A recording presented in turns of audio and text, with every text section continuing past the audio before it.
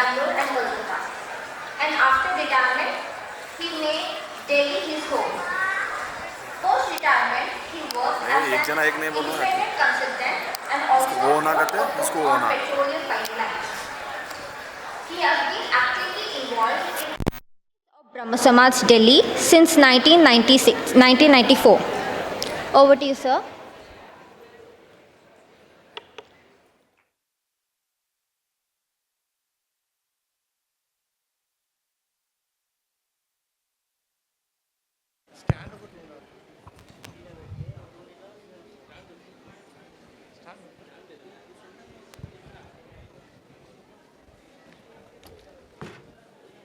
Brahma, Om Brahma, Om Brahma.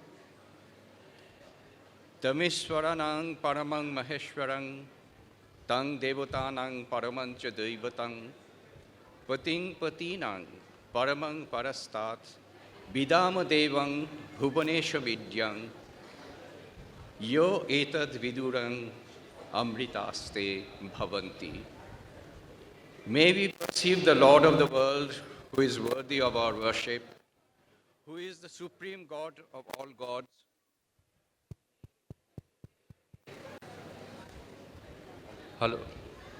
who is the supreme God of all gods, who is the supreme deity of all deities, who is the supreme master of all masters.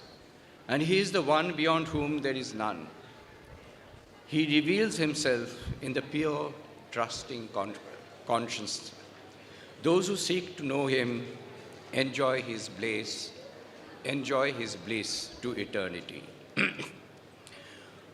We begin our prayer service today by bowing to the Supreme Spirit, who is the one and only worshipable entity, and by seeking his blessings. Brahma Kripahi Kevalam. Brahma Samaj is based on the concept of unity. Unity of Godhead, the belief in the one and only formless and all-pervading Brahma, and also unity of mankind. Our motto is fatherhood of God and brotherhood of man. As children of the Divine Father, all human beings are our brothers and sisters. The trust deed of the first Brahmo Mandir was authored by Raja Ram Mohan Roy. Through this document, he conveyed the core aspects of the Brahmo Samaj he established. What it believes in and what are its aims.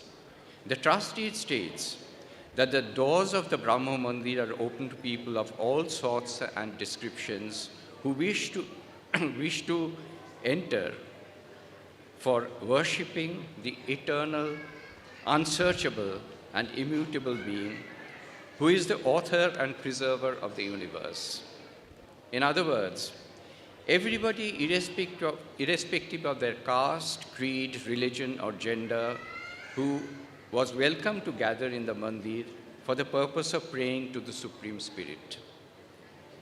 It also states that sermons and other activities of the Samaj were to be aimed at promotion of charity, morality, piety, virtue, and strengthen the bonds of union between people of all religious persuasions and creeds. This concept of bonding is at the root of Brahmo Conference. We have gathered here in Hyderabad to attend the 134th Annual Brahmo Conference. This annual event provides an occasion for Brahmos from all over the country and beyond to congregate. They meet fellow believers, exchange ideas, worship together. Through these informal and spontaneous interactions at personal level, one significant gain is that we learn to identify ourselves only as Brahmos, all denominations, languages, cultural differences dissolved. We live in a time of profound global challenges. Challenge of climate change, self-centered political ideology that alienate people, creates conflicts, deepening isolation, destroying nature's balance for short-term human benefit. These problems know no borders. They affect all of us. The solution lies in developing a sense of universal responsibility. Ram Mohan Roy had written in his letter to the French foreign minister in 1832, all mankind are one great family of which numerous nations and tribes existing are only various branches. This emanated from his belief in the unity of mankind. Ram Mohan's statement is more relevant now as improved communication and transportation have brought people of the world closer to one another. Political borders are artificial. In God's scheme of things, there are no such divisions.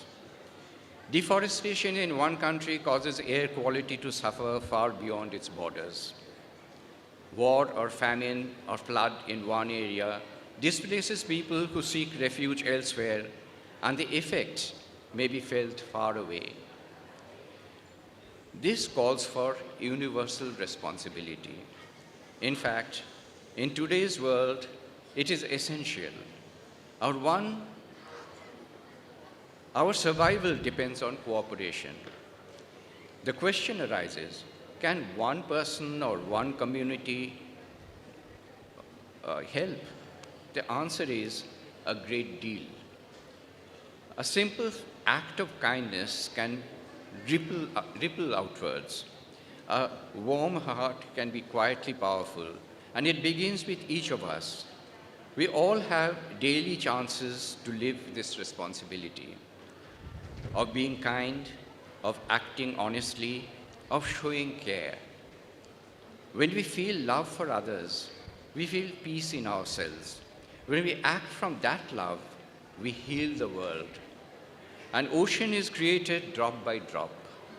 Let each of us be one such drop. Together, we can create a sea of kindness that can face all the challenges I talked about, heal even the deepest wounds. Let us pray to God to make us His tools to bring harmony to the world. Hyderabad Deccan Brahma Samaj, the hosts of this year's Brahmo conference, are celebrating the very special occasion of the Samaj's centenary. The Samaj Mandir was consecrated in 1925. We pay our homage to the founding fathers, Sri Raja Bhagya Reddy Varma, Sri N.G. Velinkar, and others. We also pay our respect to those who over the last 100 years nurtured the Samaj and helped to preserve its legacy. We particularly remember two highly respected leaders of the Samaj, Sri P. Sitarama Brahman and Dr. G. Lakshmipati. On this very special occasion, let all of us, brothers and sisters of Brahmo Samaj, with our hearts full of devotion, pray to merciful God for His blessings. Satyam Jnanam Anantam Brahma Anandurupam Amritam Yad Vibhati Shantam Shivam Advaitam Shuddham Apapabidham. You are truth, you are the wisdom, you are the infinity. You are the bliss, you are the immortality, you are the serenity, you are the goodness. You are all embracing unity. You are the immaculate purity and all sanctifying holiness. Dear God, we express our gratitude to you for your blessings and guidance, without which Hyderabad Deccan Brahma Samaj would not have been able to carry on the good work for 100 years. May your blessings continue to shower on the dedicated members of the Samaj so that they may continue with the excellent work they are doing. Excuse me, please keep quiet. In this ever-changing Please keep quiet. universe, dear Lord, you alone are unchanged, unchangeable, constant, and ever dependable. Wealth, success, glory, family, friends, and relatives, none of these remain forever. You alone remain our Savior and our shelter forever and forever. Saying your name, dear God, soothes our hearts. Chanting your name saves the sinner. Singing your name brings solace to the heart of the bereaved. Meditating on your name is the only way to achieve peace of mind, the only path to salvation. Dear God, with your blessings, may our belief in you, our faith in you, our devotion to you remain strong forever. May we observe our presence in every item of your creation. May we be able to repeat what the author of this poem says. I have felt the wind blow, whispering your name. I have seen your tears fall when I watch the rain. All around me, creation calls. A singing bird, a mighty tree, the vast expanses of open sea, gazing at a bird in flight soaring through the air. Lying down beneath the stars, I feel your presence there. I love to stand at ocean shore and feel the thundering breakers roar, to walk through the golden fields of grain beneath endless blue horizons frame. Listening to the river run, watering the earth, fragrance of a rose in bloom, a newborn's cry at birth. All around, creation tells us, you are present. Om Bhur Bhuvassaha Tatsaviturvarenyang Bharga Devasya Dhimahi Dhiyo Yo Naha Prachodayat. We meditate on the glory of the Creator who pervades the entire universe, who is the most worshipful, who is the embodiment of knowledge, who removes our ignorance. May He open our hearts and enlighten our intellect. Asato ma sadgamayo, tamaso ma jyotirgamayo, mrittur ma amritangamayo, abir ma eti, rudra yatte dakshinam mukham, tena mang pahya nityam.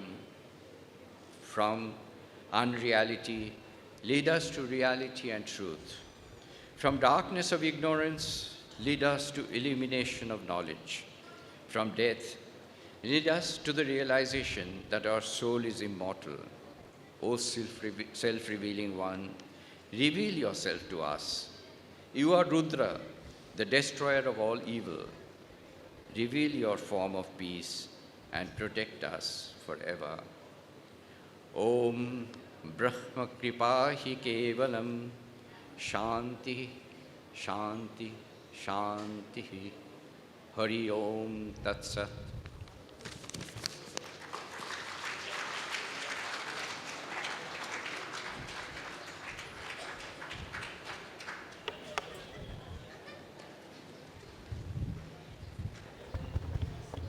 Thank you, sir. Beautiful spiritual invocation. To honor Sri Sanjay Chanda sir for his guidance, I would like to invite Sri M. Ajay Gautam sir to kindly felicitate him on the dais.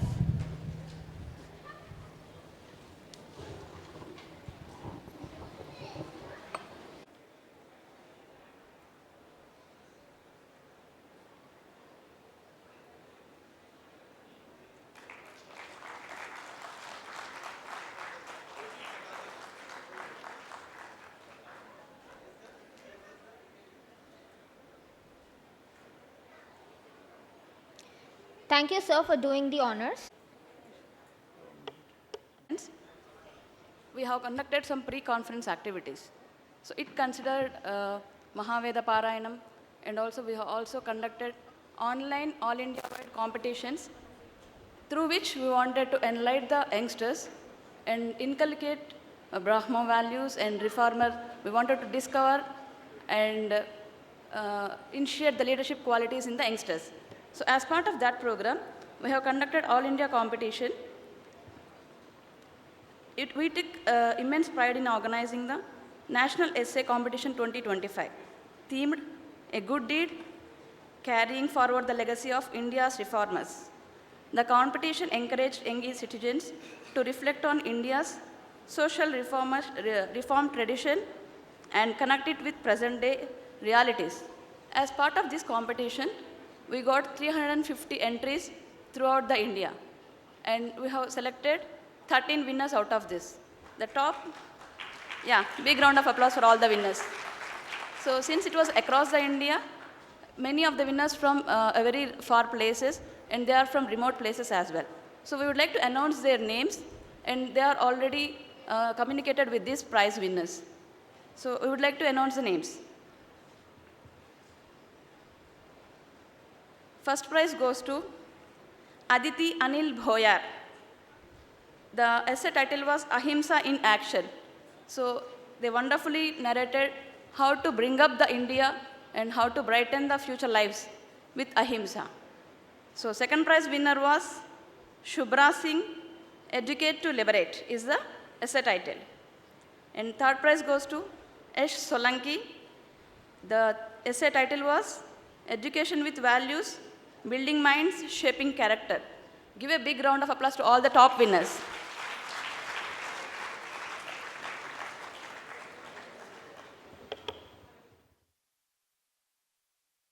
Samaj. So first prize was 10,000 rupees, second prize was 7,000, and third prize was 5,000, so which we will be giving it online to all the participants. So along with the first top three prizes, we have also announced 10 consolation prizes to encourage the young people. So consolation 1, it goes to Akshita, Education for Every Girl Child. She's already here in the program. Akshita, can you please come out to the stage? And we would request Madan Mohan Garu, please give the prize.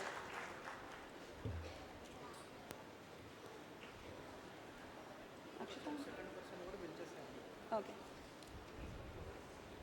Please give a big round of applause to girl, the young girl.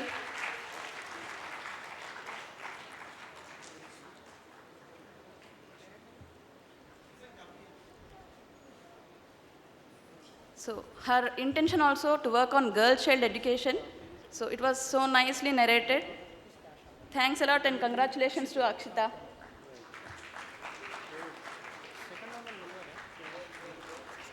Second consolation prize goes to Arushi Ritesh, theme Clean Politics and Clean Nation. And third consolation prize goes to Arpita, Awakened Youth Empowered Nation. We would call Arpita onto the dais. Consolation prize winner was awarded with 1,000 rupees and a certificate. All the participants will also be getting a participate certificates, which we are sending through couriers and soft copies.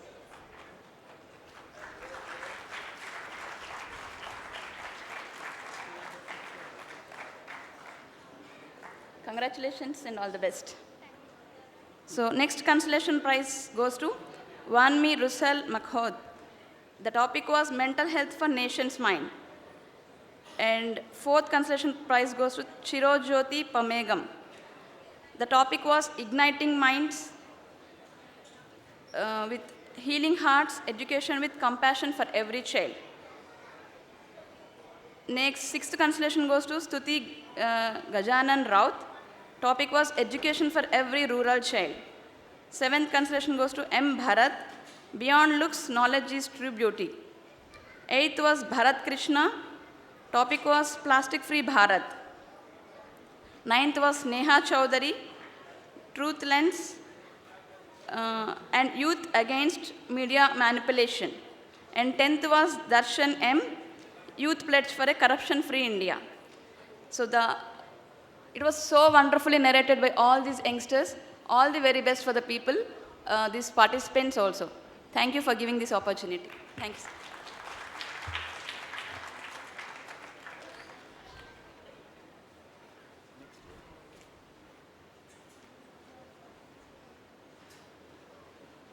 In assessing all the abstracts, we receive around 100 abstracts for the prize winners. And out of that, they chose the top 5 on the constellation. And we have the Dawn Foundation director here for his speech. So I just want to thank his and his organization and the volunteers for the activity.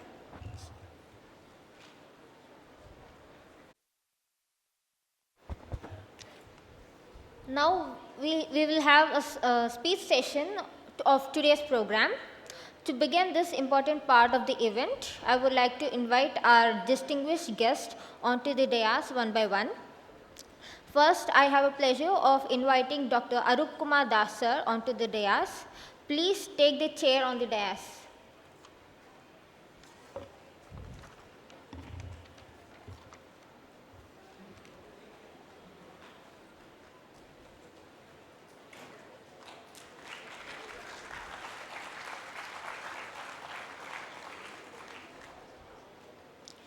Next, I would like to invite Mrs. Shravya Vema ma'am to take the chair on the dais.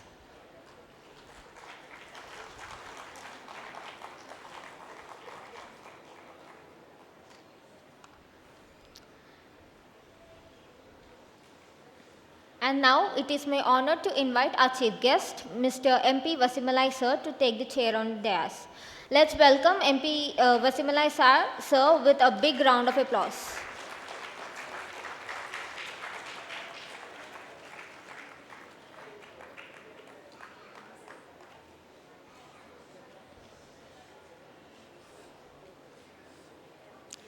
To begin, I invite Dr. Arup Kumar Das to deliver his speech on reforms of Brahma Samaj. Before that, I would like to give his brief introduction.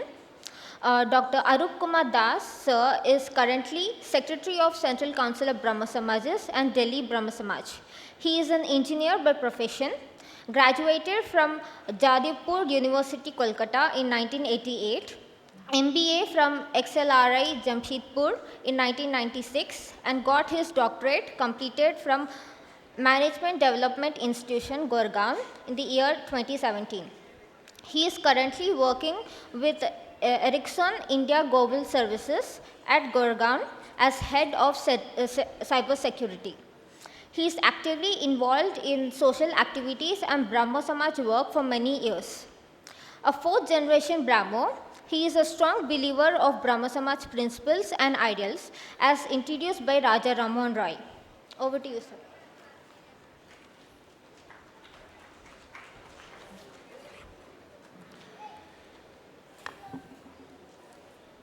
Thank you. Thank you for inviting me for this special session on social reforms. I know when it comes to Brahmo Samaj and the social work, if you start talking, it can just go on and go on.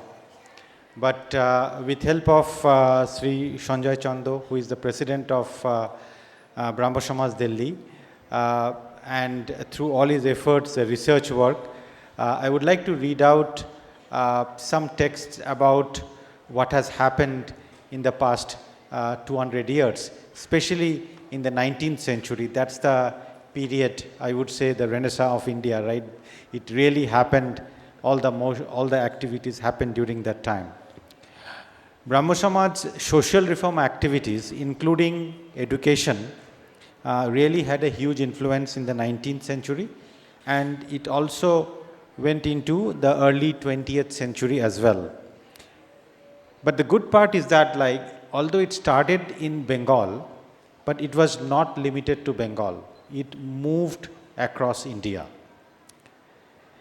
Even before Brahmo Samaj was formally established by Maharishi Raja Ram Mohan Roy, and his associates were actively advocating and agitating for various social reforms. Apart from abolishing sati, Ram Mohan had been actively involved in raising social conscience on various subjects such as the evil of caste systems, polygamy, widow remarriage, women's right to property, and so on. In the field of education, we know that Ram Mohan, along with Sri David Hare, was one of the initiators for the establishment of the Hindu college. Though he later disassociated himself from this project, his associates, Dwarkanath Tagore, who was a father of Maharishi Debendranath Tagore, and Prasanna Kumar Tagore, remained involved with David Hare. He himself had founded an English medium school in which his younger son studied, and so did Debendranath Tagore. In his letter to Governor General Lord Amherst in 1823, he explained his vision of education system to bring up an informed and progressive future generation of India. Look, it was in early 19th century, in period between 1815 to 1830. That was the period I am talking about. But he did not see much success during his lifetime. But that really influenced the subsequent generations. So, important part is that, like, although with Raja Ram Mohan Roy with associate with Sati, right? But in the education sphere, he started some movement which was then taken care of by the next generation Brahmos. After Debendranath took control of Brahmo Samaj, it got more systematized. He introduced features such as initiation and Samaj membership. He merged the Tattvabodhini Sabha, which he founded in the year 1839, with the Brahmo Samaj. He gathered around a dedicated group of young intellectuals.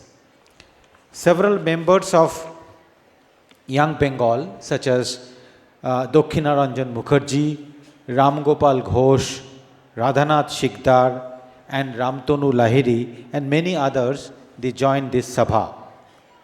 The Tattvabodhini Potrika became the platform for spreading knowledge. We all know that if we start sharing some Patrika, some newsletters, the ideas can be propagated amongst the masses, and that's what happened.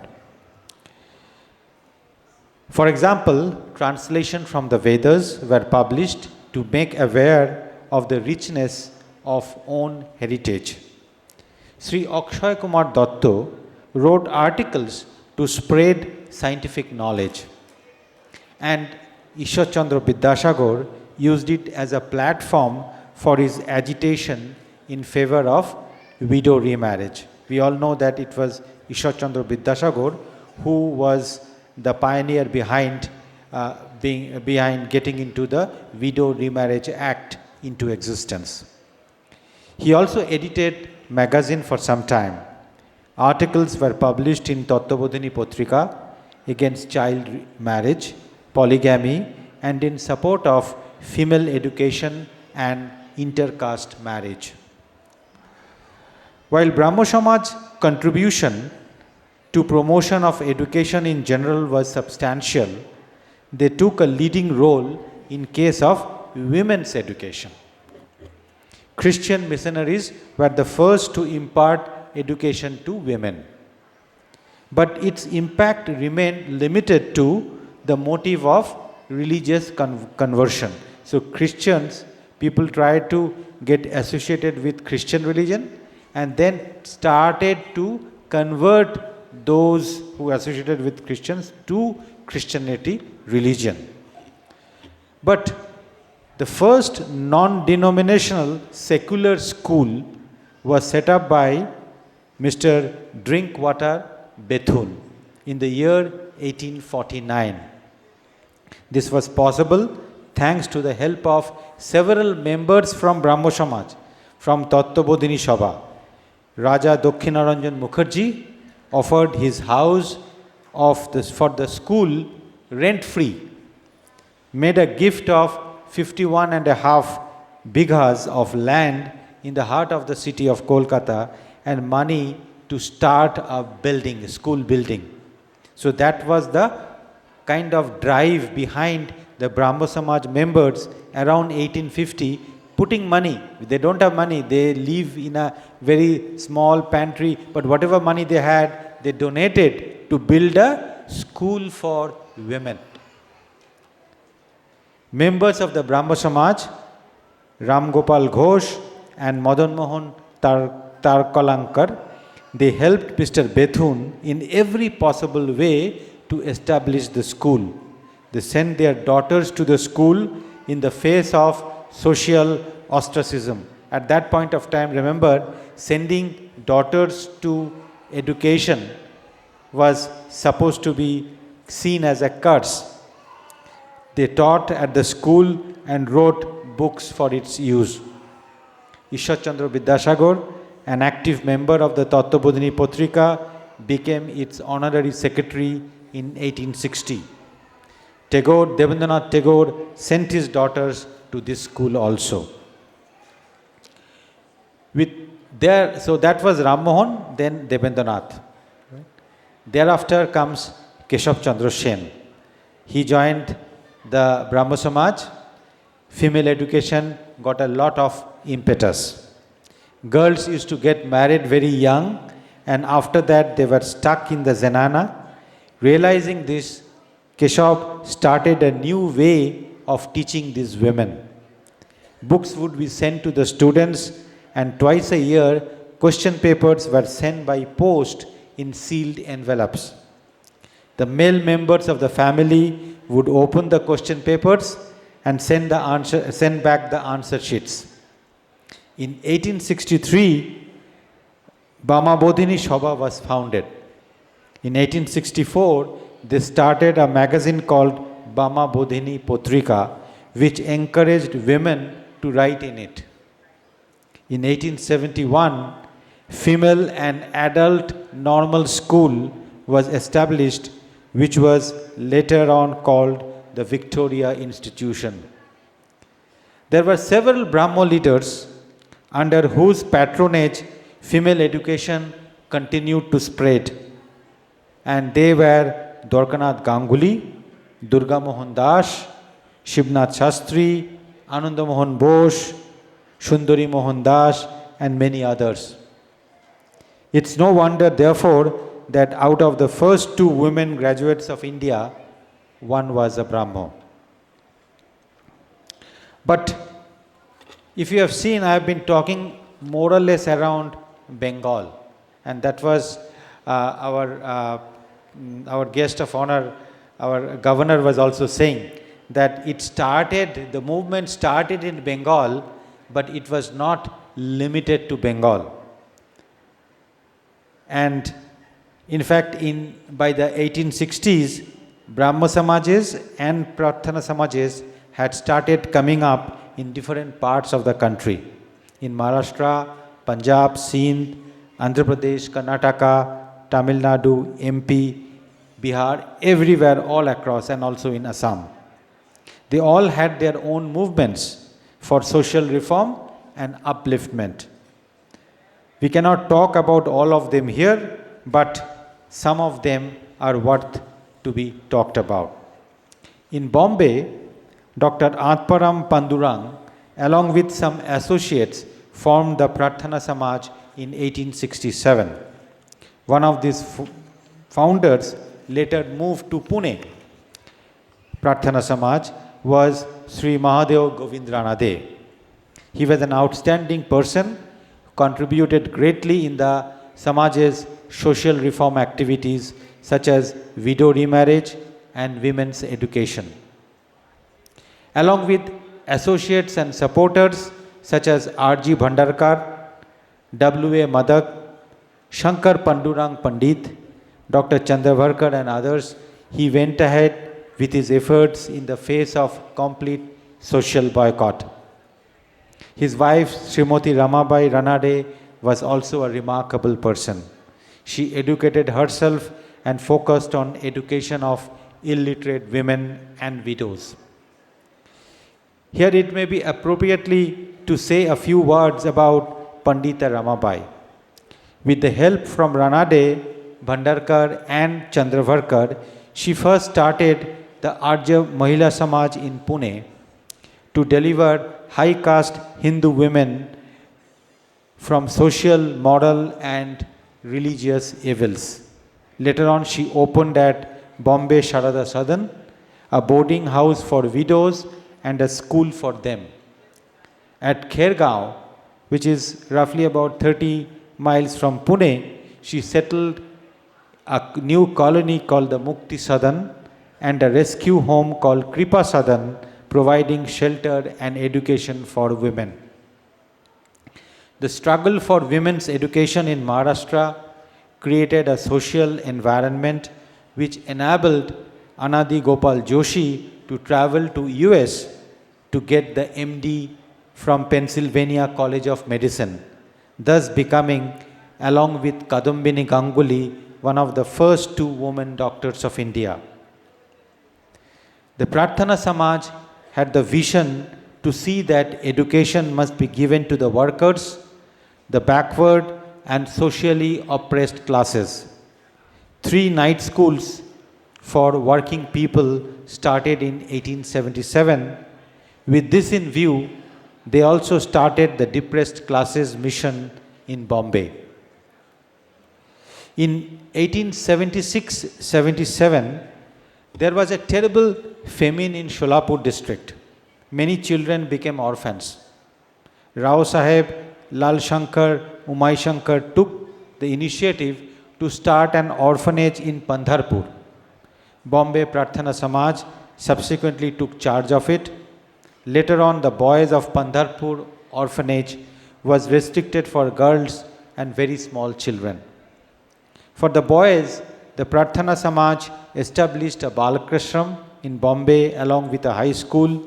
These institutions under Bombay Prarthana Samaj are still running very well. Having touched upon some of the social reforms and social upliftment work carried out in Bengal and Maharashtra, I would like to conclude by saying that similar work was carried out by Brahmo Samajes and Prarthana Samajes all over the country. In Andhra Pradesh, there was Kandukudi Virasalingam, in Rajamundry, R. Venkaratnam Naidu, in Kakinada, and Aghornath Chattopadhyay in Hyderabad, who led the Brahmo movement with social service work. Similar work was also carried out in Madras, Punjab, Sindh, Gujarat, UP, Bihar, Orissa, Assam, and so on. In fact, the activities of Brahmo Samaj influenced changes in Hindu society in large parts of the country. However, unfortunately, the process of reforms in our country is still far from complete, and much work still remains pending. But I am an optimist person. Just like the Governor ji has already mentioned, and I really liked his words when he talked about, look, the Brahmo Samaj has remained with us for, he talked about 150, but it is not 150, it is now nearing 200 years, right? And Brahmo Samaj is still continuing. With this conference every year, we are gathering all the like-minded people all together to talk about what is good and what is not good. And so heartening to see how, especially, and that's what we are going to hear now, a movement is happening. I would say a great movement is awakening in this part of the country, in Andhra Pradesh, in Telangana district, right? And that's what we are going to see now. A big social movement is happening. Let's follow it, because Brahmo Samaj is known to carry this legacy. So with that, I would conclude my initial part, the social reforms which happened about 100 to 150 years back, but what is happening now. So I would like to conclude my speech and request my next speaker to come onto the stage. Thank you. Thank you, sir, for your inspiring address. Now I invite Mrs. Shravya Vema ma'am to speak on current social activities of Hyderabad Deccan Brahma Samaj. Before that, I would like to give introduction of her. Mrs. Shravya Vema ma'am is an IT professional who has worked in an MNC and now collaborates with several NGOs across India, engaging in various social activities along with the Hyderabad Deccan Brahma Samaj. Over to you, ma'am.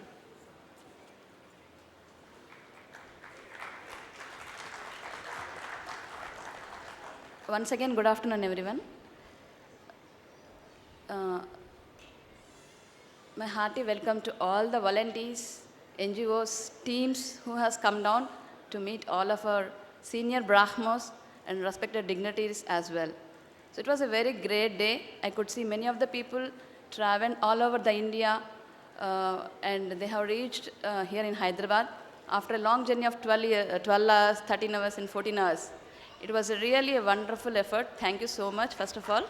And yeah, big round of applause to all the participants and volunteers who has joined from a long place. So we have many senior Brahmos came across the India. Even they were just by the number, age was little higher, but still they were very active and inspiring Brahmos to us. So a big round of applause to all the senior Brahmos came from multiple Brahma Samajas as well. As per the request of many Telugu people, can we have this speech, the combination of Telugu and English, if everyone agrees? Yeah. Thank you so much. Thank you so much. So, after a heavy lunch, do you feel sleepy? I could see some people are a little sleepy. So, shall we play a small game? So, I'll tell a number. You have to clap that many number of claps. Is that a good one? A small game of 1 minute. Yeah, it was approved by senior sirs and senior Brahmos as well. So, 5, 4, 2, 6, 0. Somebody was there. Yeah, I think now everyone was happy to listen to that talk which we were, wanted to convey the message. So, ippudaka manam chala speeches vinnam morning nunchi kuda.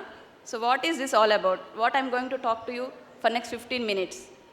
So, till now when we know what is Brahma Samaj and what is the contribution of Brahma Samaj to the society, and Arup Kumar sir told many reformers and their reformations and their work towards the society, right? So, avanni vinna tarvata, we wanted to tell what is now Brahma Samaj, what is it doing in current time. So, I wanted to share those updates with you people. So, that is the objective of this presentation.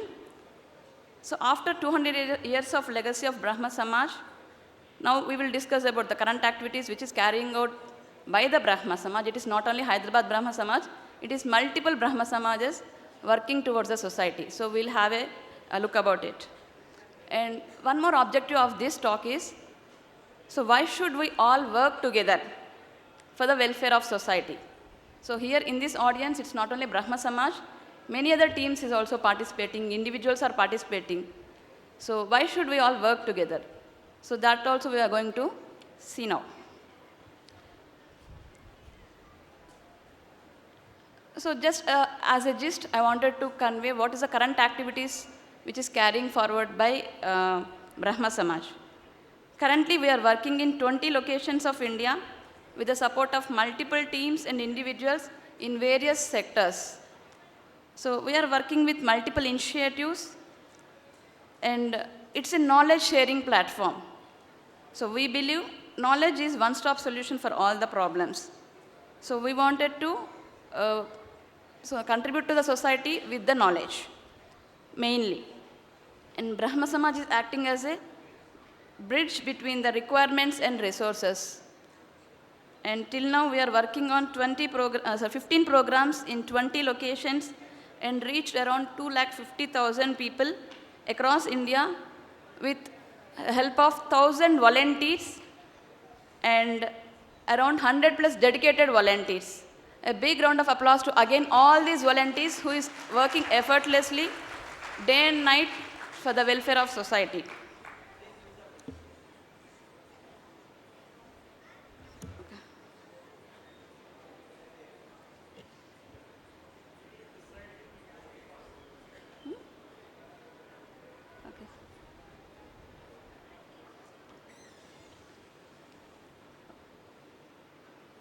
So what is the 20 locations in which we are carrying out our social activities?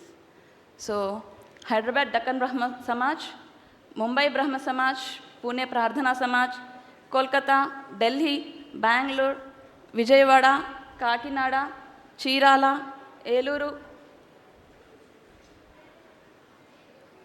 Rajamandri, Ipurupalam, Varipada, Trichy. Along with the Brahma Samajas, many other teams are also working with us in different locations. Those are like Kavali in Nellore district, Medak, Gadwal, Guntur, Anantapur, Chennai, Kolkata. So in all these locations, we are trying to help the people, assist the people in various sectors. So we are dividing all these activities in multiple sectors, considering health as an important necessity for every human. We are working in multiple programs, just like conducting health and hygiene campaigns and awareness sessions for the girls across 15 locations. So till now, we have reached 10,000 children across the India. And what is our vision with this? So to increase the productivity of the women and girl, especially these campaigns is about the health and hygiene in special days of the girls. So as a myth, many of the girls are suffering with many problems. So we are trying to make sure that this is a natural process to them and they don't need to drop out the education. So that is how we are encouraging the children to participate in their education as usual. So we are trying to improve the productivity of the girl children. And also we believe if a girl is educated, entire family will be educated and society will be educated as well. So to increase the productivity of the entire family, we are planning through a girl child. So second program is, we have initiated Ayush Kalpa Healthcare Clinic. So currently we have started with this and we are conducting many health camps and providing medicine support in many orphanages and old age homes. So to start Ayush Kalpa healthcare clinics across the India in every Brahma Samaj is our vision. These are few of the moments captured in multiple programs like Ayush Kalpa Clinic and health and hygiene campaigns. So these are few of the pictures which we wanted to check. And there is Anmo program in the health sector, arranging medical supports, medical needs like blood requests, wheelchairs, monthly medicines to the needy people. And we are also providing awareness sessions with the qualified doctors. So this, as an assistance, we are trying to help the people. Till now, we have distributed hundreds of wheelchairs with the support of multiple teams. And we are also working on thousands of blood request supports. Almost we have reached 25,000 people in last 5 years, so with various medical support. So what is our vision? To build bridge between the various resources and requirements. So a blood request, it could be from any patient and the blood donor will be any person. So we wanted to connect these people using many teams and individual volunteers. So that is the vision of this program. And next, coming to this sector, food and daily essentials. So we are trying to conduct food drives in multiple locations, remote areas and tribal areas. We are also trying to provide their daily essentials to the needy people in the times of need like floods and cyclones, all these kind of supports we are trying. And current status of this program is, we are reaching multiple affected people, almost 10,000 people we have reached. And also we are working on another initiative like leftover food utilization. So we are picking up the leftover food from various people and we are trying to distribute to the needy people. So we are consistently conducting home-cooked nutritious food drives. So Hyderabad Deccan Brahma Samaj is working on this particular program consistently from 140 weeks and reached around 50,000 people across the India. So what is the vision of this? We wanted to see no human should die with hunger. So Brahma Krupahi Kevalam, if God wills. So we wanted to reach all this with the help of all the volunteers and individuals. So these are few of the pictures captured in particular program food drives. Next, education sector. So we were considering it as a worldly education and value education.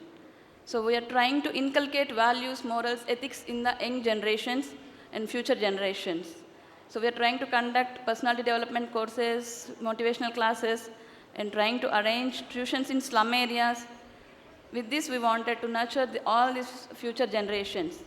We are also introducing life skills to the children, like financial management courses, social entrepreneurship programs, career counseling programs, mentoring programs. So these are all, actually, it is not available for underprivileged children right now, so we are trying to provide this assistance for them. So, and also we are arranging scribes to the visually impaired students. We are also arranging the video recordings and audio recordings for the visually impaired students and providing the education support materials like competitive books, etc., etc. So with all these programs, we try to reach 50,000 people across the India. So what is the vision of this? With this worldly education and value education, we wanted to increase the humanity index, which is now lagging in the society. So we are trying to improve the humanity. We wanted to inculcate these values, ethics, and morals into the human. So these are the few pictures captured.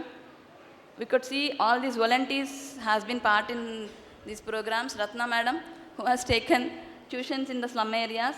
After a long hectic day, she has again started working for the tuition in the slum areas. Thank you, ma'am. So I just saw Ratna ma'am, but there is many people behind all these programs. So there are many volunteers who is working consistently. And online and offline competitions. So we wanted to encourage the youngsters and we wanted to discover the reformers and inculcate the leadership qualities in the youngsters. So we are conducting online, offline essay writing competitions to all these people and panel discussions. We are also providing moral classes, value education classes. So with this, we have reached many people till now. Example was just shown before. So we could receive almost 350 registrations for the essay writing competition with a very big vision. They were working towards the society upliftment. So livelihood generation. So we wanted to create a righteous wealth generation. So we're also helping the people, unemployed people with the job assistance and skill development programs and also like entrepreneurship programs. So we wanted to educate these people and improve the skill development so that they can have a righteous generation of wealth. Apart from all these things, we also consider mental well-being of the human. What is this program about? Gift a Moment program, in which we wanted to spend quality time with the old age homes and people of old age homes and orphanage children, abandoned women. So we are trying to spend quality time with them, giving a emotional support to them. So we are reaching out multiple homes and providing counselings to the required people and supporting morally and emotionally for them. So till now we have reached 10,000 people in this and almost 50 plus weeks consistently we are doing these programs. What is the vision? Emotional support is as important as a physical body support. Hence, no human should suffer from with lack of holding hands. We are also working on social evils eradication. Like we are working on mobile de-addiction, digital media de-addiction programs, and cyber security programs. So we are also working on these kind of motivational sessions to the children. So these are a few of the pictures captured. Along with the human, we also wanted to work towards the environment. So there are multiple programs like planetary, river cleanup drives, and we are also trying to give multiple agricultural programs which can make sure people give a righteous food also to this generation. So these are few of the pictures captured. It's not only Hyderabad Brahma Samaj, there are many people, many other Brahma Samajas also participated in multiple programs. So we can see all those people in the motivational sessions, and we also have mentoring programs. Many of the Brahma Samajas are working towards children in multiple schools.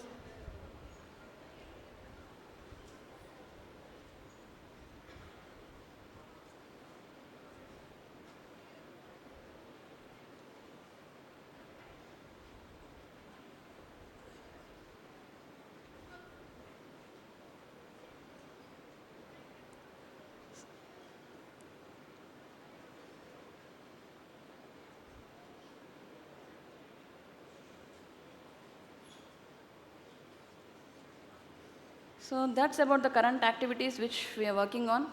And now we just wanted to tell about the future vision of the Brahma Samaj as well. So we wanted to work unitedly. So that's the reason we are all here together. So we wanted to join with all the teams who is really working honestly towards the society and work more. So we are working on Unified Change Makers program. So in which we wanted to launch Ayush Kalpa app. So that will be a single digital platform where many teams can join together and work towards the society, in which we can share the requirements, resources, and we can help more to the society. That's about Ayush Kalpa app, which we are going to launch in 2 months, in near future of 1 to 2 months. So all the change makers who wanted to work for the society can join us. So we would request all of the change makers who wanted to be part of this program, please register in the registration desk in the tea break, so that we can connect back with you. And if all the terms and conditions and it meets, we can work together.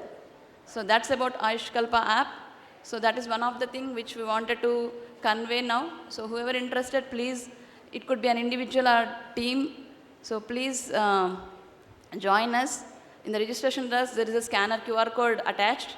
Through that, you can join in this Change Makers program. So that's about it. Thank you so much for giving me this opportunity. We would request all the volunteers, individuals who wanted to join us, please, please, please register in the registration desk with the QR code provided. Thank you. Thank you, ma'am, for your valuable insights. Now I invite our chief guest, Mr. MP Vasimalai sir, to address the gathering. Before that, I would like to give his brief introduction. Mr. MP Vasimalai sir, founder and executive director of Dan Foundation, is a veteran development leader with over 4 decades of experience in community empowerment and poverty alleviation. A graduate of IIM Ahmedabad, he has dedicated his career to translating Gandhian principles into scalable, community-driven development models. Through Dan Foundation, which he established in the year 1997, he has impacted nearly 5.9 million families across 16 states by fostering self-reliant community institutions. His work emphasizes community swaraj, sustainable livelihoods, and professional engagement at the grassroots level. Under his visionary leadership, Dan has become an pioneer in areas like water conservation, agriculture, microfinance, and women empowerment, promoting institutional development as the cornerstone of lasting social change. Over to you, sir.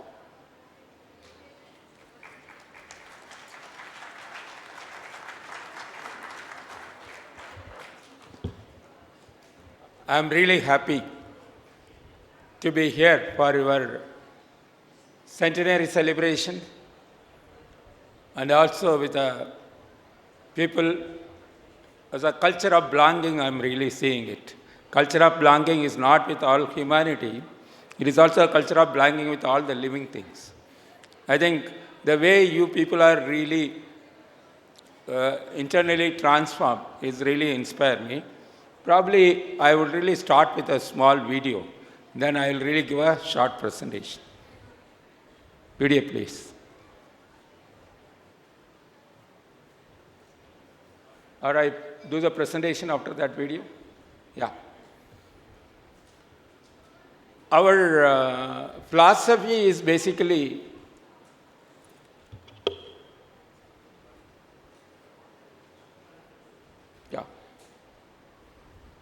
our philosophy is basically giving back to the society. Society has given so much to us. Our shirt is not made by us. The many things we are really enjoying is given by many of us. So what we really give it back to them.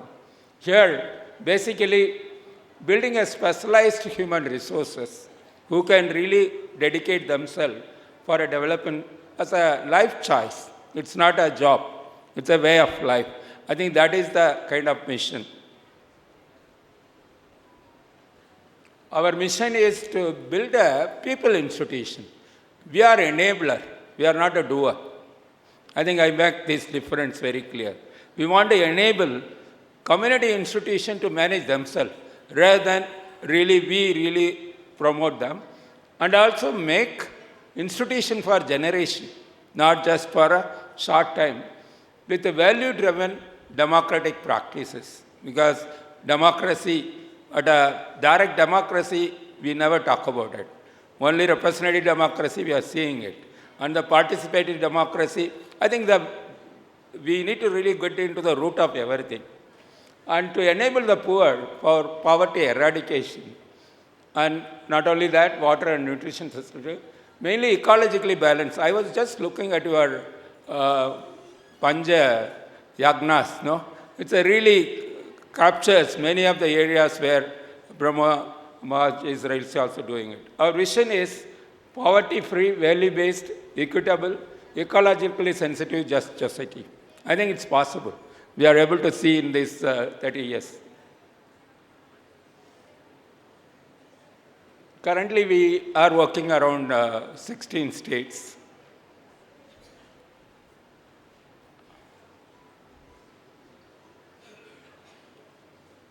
I think if you look at our structure, is always circular structure, not a hierarchical. The center is the community. So the community is driving us what they really need, what kind of process. Here we always say basics of development. The freedom of choice. So who to really give a freedom of choice to the community with whom we are working? We choose or they choose us. So how do we really go through the process? Second is quality of life. Do we really enable people to get the meaning of life, their own identities, or their own style? I think now the consumeristic lifestyle is there. How do you really give the ecologically balanced lifestyle in food system? All those things are there. In third area, we really always say the common property has to be cared by all of us. Common property never cared by each citizen. Now, the fourth point, we always say, it's always interdependent. We always say, nothing is independent. We need to really work with all of us. And the fourth point is, change is the constant. How do we understand change and deal with the change? These are the basics on which DAN works. In the community level, we have self-help groups all around, and at least around 20 lakh families are organized, and they are self-managed, and they are also organized as a nested institution at a block level. So more than 200 federations, self-sustainable. Their own saving is around 1,500 crores. And they lend it for themselves. They are not keeping it in bank. They are lend it for themselves, and they give an interest for the savings 9%. And they are giving an interest for the savings for them as a 9%, and they lend it to themselves to 18%. And the spread they are managing for managing the staff and everything. I think everything is possible, but we need to really go very step-by-step processes. The community is also a movement now. We have a Kalanjam trademark registered all over this country, so which are really registered trademark and is as a movement. So one federation promotes another federation. Like here I am also seeing many of your locations are increasing.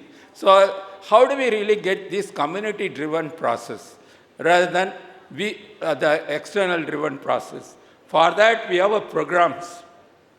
We have a women empowerment program. We call it as a community banking.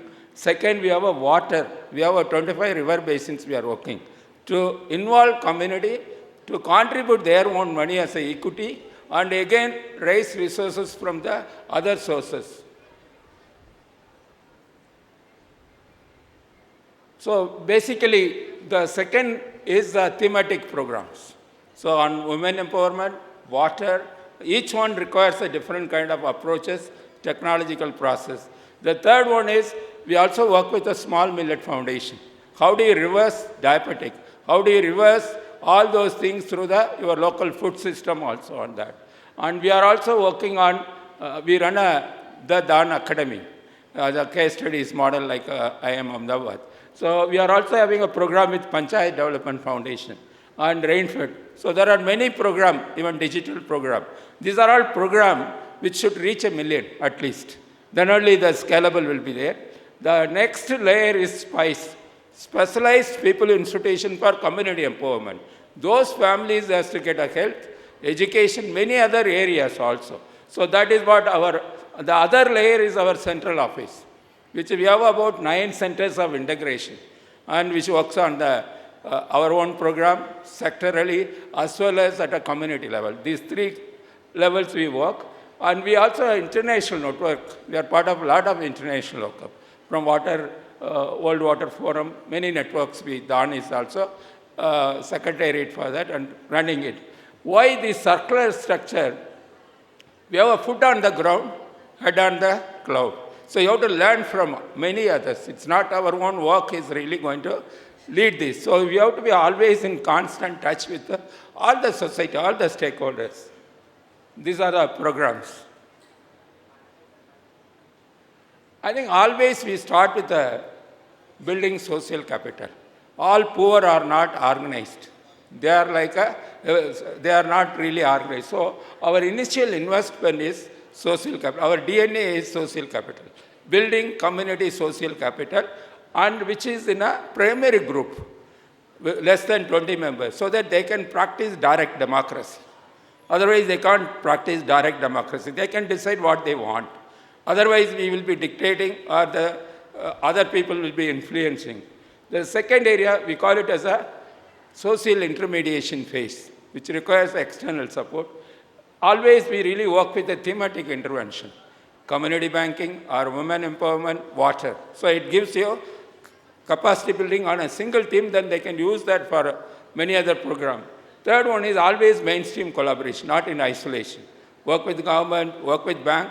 We are working with all the banks. The bankers are really lending them whatever they really would like to do. Then the healthcare. We are community-run hospitals or 25 hospitals. Every member pays yearly 300 rupees, no consultation fee. In a block, 5,000 people are paying 15 lakh rupees. We can engage a doctor, we can engage a nurse, and they don't need any consultation fee. And they can run a pharmacy. These are all possible, and we are really able to do it in a period of 5 years. And we are also now getting into education, mainly remedial education. The government schools, the kind of people are not really getting a proper education. So evening, remedial, then learning centers, we really work on this very, very intensively. Then we are also working, mainly our DNA is livelihoods. Unless we work on the livelihoods, we can't improve further. Next. This is our women self-help group, around 20 lakh families. It's a primary group. They decide how much they have to save, how much contextually decided. It's a rural area, different context, urban area, different context, even a tribal area, different context, and even coastal fishermen, it's a different context. The type of savings, everything we need to discuss with them and decide. We renovate all water bodies. And for that, the local community has to contribute. And they have to own it. After our work, they have to manage themselves. Otherwise, the whole work is really stopped at that part. So these are all some of the work. So now I'll really ask the video.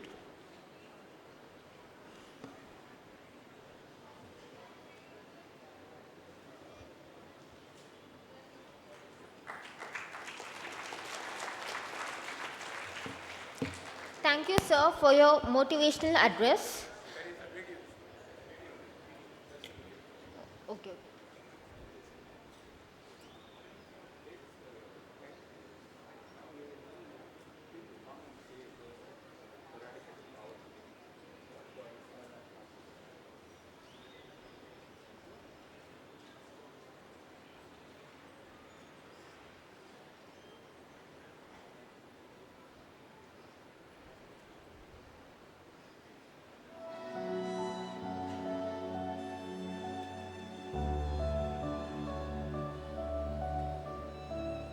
I'm Vasim Malai, Executive Director of Dan Foundation. I would like to share my path, the journey which I took in the last 20, 30 years in the field of development. When I was in IIM Ahmedabad, I went through a very interesting self-reflection process where I was just questioning myself. Who am I? What are my strengths and weaknesses? And how I would be useful for the society? I think that's a critical question which came to me. And I went through a rigorous process of exploring myself. At the end of that exploration, it came out clearly that I would be more relevant to work with the rural sector as well as with the poor people. Why? Because the way I have been really brought up and the way I got educated and the kind of strength which really compelled me to make a choice to work with the community. So once I took a decision, I didn't go for a placement. Because I thought my contribution will be vividly expressed in the field of development sector. I had an opportunity to join Gandhian Institution, where I got a real learning there. Primarily, how do we work with people rather than work for the people? If the people themselves take a decision, then they can manage themselves. If the outsider take a decision, then always they will come for a further conflict resolution, and the dependence on the outsider will be different and always high also. Negotiation with the community, when you work with a poor community, it's very, very important. So it looks like this negotiation is a management jargon, but this is really relevant for the community to take stock of their own ownership and take it forward. So likewise, a series of lessons I really gone through, visioning with them, and also how to really make them to contribute for their own equity and ownership. The savings is their equity. Similarly, whenever you want to have a water resources work like this, you need to really get a people ownership by contributing at least 25% of the money. So this is a very creative process, and it really involves community ownership. That's critical building block here. So once I really came there, the kind of environment was not much of professionals really going into this field. So we set, a group of us said that let us set up an institution called Pradhan, then it's really branched out to Dhan now, where professionalizing NGO is an important factor, by which you bring a professional so that they can contribute very rigorously for the model building as well as scaling up in future. So that really triggered in 80s to create an environment in the organization to support professionalization. Second, create a kind of conducive policies on the salary so that people can also come to the sector. I think that was a greater kind of conceptually as well as operationally. We did a group of us did excellent work on that. Problems are so many in the development areas, and it gives a greater scope for innovating. This is one of the nursery for innovation in development work. We came out with a very interesting thing, build professional to build people. That's a kind of visioning we did it in 90s together, so that you can bring a stream of professionals who can change the lives of millions of poor in the rural, urban, coastal, even tribal areas, by working with them and showing a model of people to come out of poverty. A kind of model which we really came out is community governance and professional development. When there is a community governance and professional, when they both together, a person coming out of management school or a technical school, they can change the whole life of 3,000 to 4,000 people life in 3 to 5 years time. I think that creates a confidence level in the professional that they can do many things. And after that, they become a mentor for the another new stream of people to come over there. I think this kind of working, creating professional to make people out of poverty was one of our greater contribution that there. Nothing is quick fix here. So you need to really work at least 8 to 10 years to see the sustainable result. Quick results, you can do it in 2 to 3 years, but we never know it's really sustainable. So always the development initiative requires at least a decade of engagement, which makes people to really self-confident and take it forward in that. And currently, we as an institution have grown from strength to strength. It's not an individual effort. It is not only a single institutional effort. It's a collaborative effort and collective effort of Danites as well as the community and also the banker and the mainstream institution. Because these three things come together to make a greater impact and for scaling up. So when you look at the kind of success of this Daan for last 17 years, one primary factor is our clarity of the principle and philosophy is a founding stone for our success. Mainly, the kind of Gandhian approach is very critical, and bringing professional to really work in the grassroots is one of our contributing factor. And not only that, we also really enable the community for their self-management. That's a core of our contribution. Thirdly, the collaboration is a mainstay because island, you can't create an island of prosperity. So you need to really go for a long-term working with many people. Fourthly, it should be thematic. We can't really do many things at a single point in time. Through that, people get confused. So take one theme of development where people can get capacity to really absorb, and then they can diversify into other themes. So we are thematic, and primarily to start with the livelihood programs. These are the founding principles which really made us really to go in a larger framework. Our core values are really a rock, or foundation rock to really do that. Any Danite has to express these 6 core values in their walks of life. Primarily, the grassroots action. Action precedes everything for us. So we need to not just a planner or a talker. So let us really do it. Like what Gandhiji says, be the change you want to see in this world. So you start from you, the action, so that it really brings a lot more changes in your development field. Secondly, we say that it's an enabling. Don't disable people by doing yourself. So you enable them to do it themselves. I think that a lot of activities are available for them to really go through this process. So enabling is a critical role. Then we collaborate with, as I said earlier, the collaboration is our core value. Fourthly, whatever you do it in an excellent way. So I think the best. So that you can really always challenge yourself, challenge the next benchmarking, all those standards. That's another value which really cherish.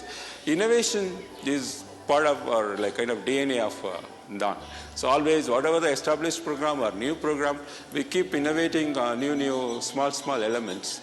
Here I would like to say that small things are very important for perfection. But perfection is not the small thing. I think many times we think that it's too small to really attend to it.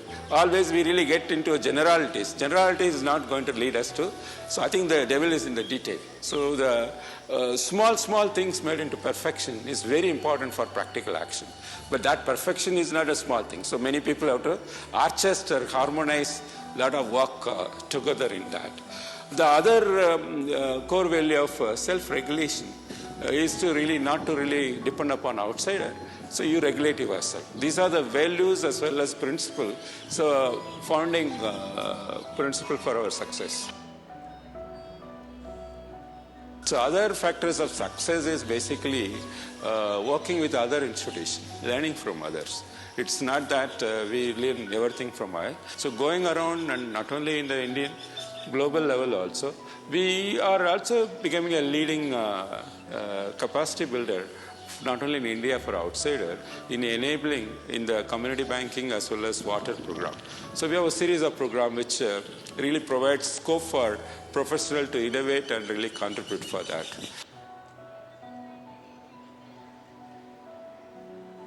The success depends upon the attitude. If there is the right kind of attitude for this work, then all the skill and knowledge will come automatically. I think this needs a kind of attitude, and also the clarity of purpose in life should be very clear so that you identify with the community first, or community is a God. Like in corporate sector, we say that community is the consumer is the God. Here also the same factor of the poor community is the for first, and the more you really get tuned to it, passionate about it, and many other things follows that. I think the attitude plays a critical role here.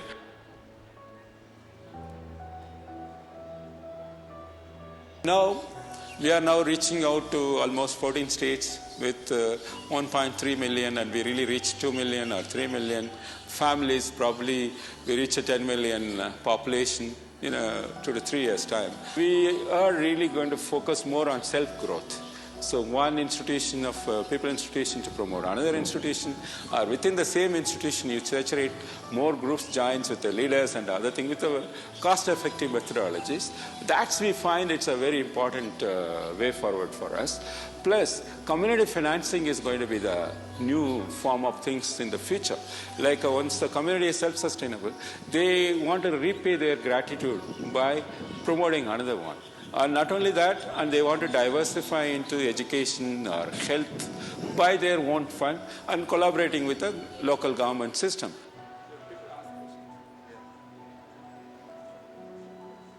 Great space is available, and the professionals from IIM, IITs, or from engineering or medical or veterinarian or agriculture, all people have a lot of space here to really they can really explore as well as flower in this whole atmosphere, where our calling is for people like you should really explore this as an alternative contribution, and it has a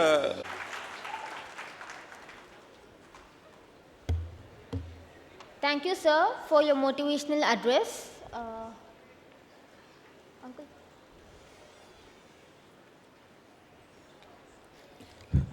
So it was a very inspirational talk as well as the video.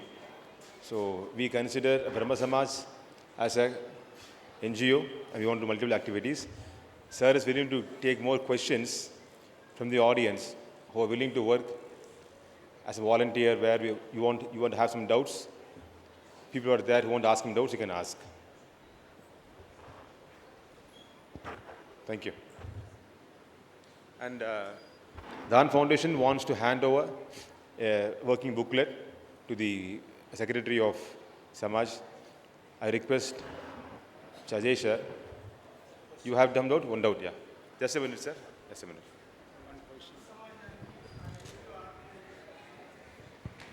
సంబంధం ఎట్లా అనేది చెప్తారని ఈ బ్రహ్మ సమాజం programme అది NGO programme voluntary organisation ఈ link ఏంటి దానికి దీనికి సంబంధం ఏంటి He's asking what is the link between Brahma Samaj and the NGO? Yeah, he'll ask. Yeah, that's a wonderful question. Why this talk is organized? ఎందుకు ఈ talk మనం పెట్టడం జరిగింది? ఈ బ్రహ్మ సమాజ్ ఈ సెంటనరీ సెలబ్రేషన్లో భాగంగా ఈరోజు చాలామంది చాలా ప్లేసెస్ నుంచి అక్రాస్ ద కంట్రీ నుంచి ఎన్జిఓస్ వచ్చారు. వాళ్ళందరిని ఇన్స్పైర్ చేసే విధంగా బయట ఈ బ్రహ్మ సమాజ్ కూడా చాలా రిఫార్మ్స్ చేసిందని 200 ఇయర్స్లో ప్లస్ ప్రస్తుతం చేస్తుందని చెప్పారు. సో ఇది వ్యూస్ ఎక్స్చేంజ్ అనమాట. బయట ఏం జరుగుతుంది, ఇలాంటి ఒక ఇన్స్పిరేషనల్ టాక్ ఇస్తే కనుక ఇప్పుడు ఇక్కడ వచ్చినటువంటి చాలామంది యంగ్ రిఫార్మర్స్ ఉన్నారు, వాళ్ళందరూ కూడా చాలా మోటివేట్ అవుతారు, ప్రాక్టికల్గా వాళ్ళకు కూడా ఒక గైడెన్స్ వస్తుందన్న ఉద్దేశంతో ఇలాంటి టాక్ని ఇన్వైట్ చేయడం జరిగింది. Yeah. So, I think I understood the question, what is the linkage between Brahma Samaj and Dhan Foundation? So, I reiterate what I could briefly understand what Ravi Shankar Garu was trying to say, is that like what I just talked about, the Brahma Samaj is associated with such strong social reforms. Somehow it stagnated a bit in the 20th and 21st centuries. It's time to wake up and hear this kind of inspirational stories from what Dhan Foundation is doing, and let's get together. So that's why I said a movement is happening here in this part of the country. Let's expand it in wherever we stay and get in touch of this person, get some ideas, and it just transforms, it helps people. I'm so motivated, sir. So glad to hear these stories. A big round of kind of applause for him. Any other questions from anyone? I request Ravi Shankar sir to tell in English also. Smart. That's fine. Ajay sir, please come. This booklet, I want to give it to Brahma Samaj. This is basically culture of belonging, how we all will have a shared purpose. Like we are also getting into NGOs and collaboration process. This book talks about belonging is a culture. Belonging is a culture, talks about health, all activities, how we work with collaborative mode. I think this is, you can circulate to your location. Thank you.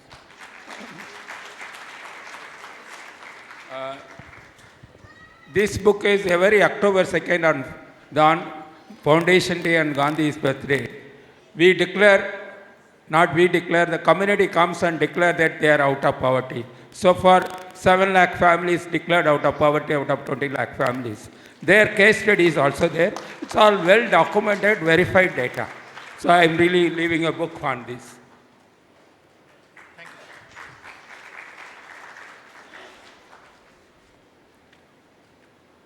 The third part is we do a symposium like this for 5 days.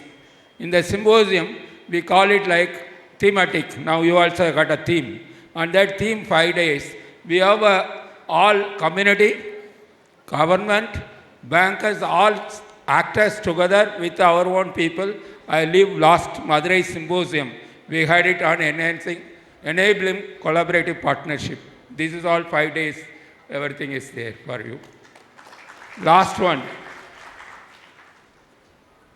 We make a moving out of anemia with adolescent girls and the women with a lot of anemia.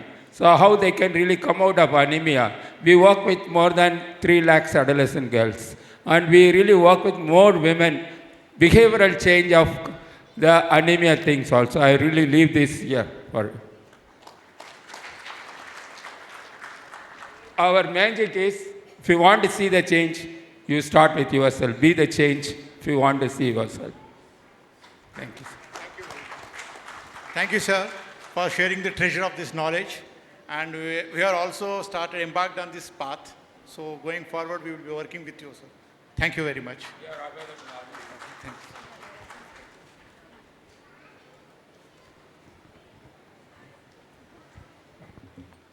Now may I invite Sri Supratim Chakravarti sir to facilitate our distinguished speakers. Please sir, come on to the dais.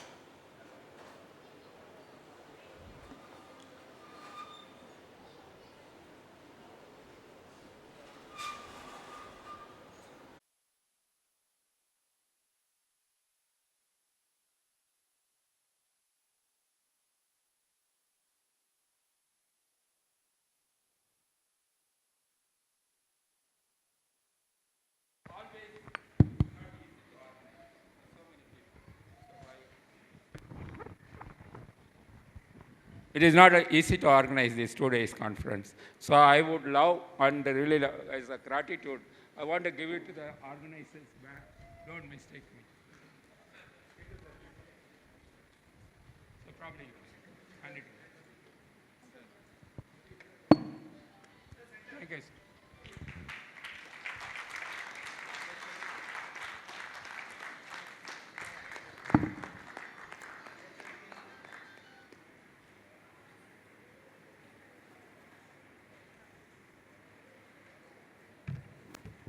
One word. As a policy in our institution, we don't receive any individual award. We always receive an institutional award. So one of our member, we got a Padma Shri, when Vajpayee was touched their feet. So many of our 3 lakh leaders of women leaders are with us. So we always say, please receive institutional award because it's a collective work. Thank you.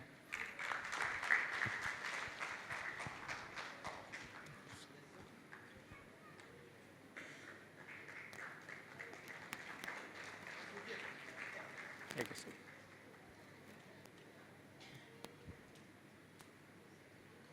Thank you so much.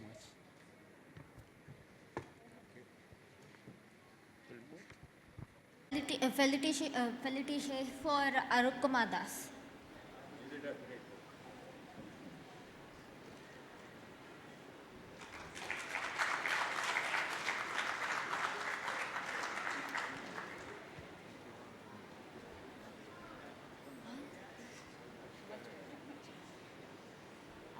Now he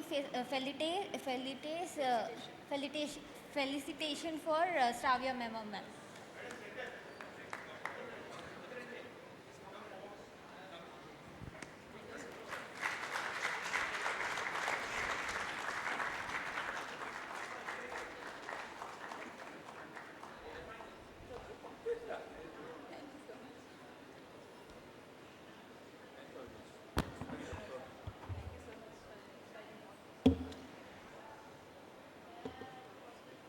Thank you, sir, for honoring them. So now there is a change makers registration desk was open.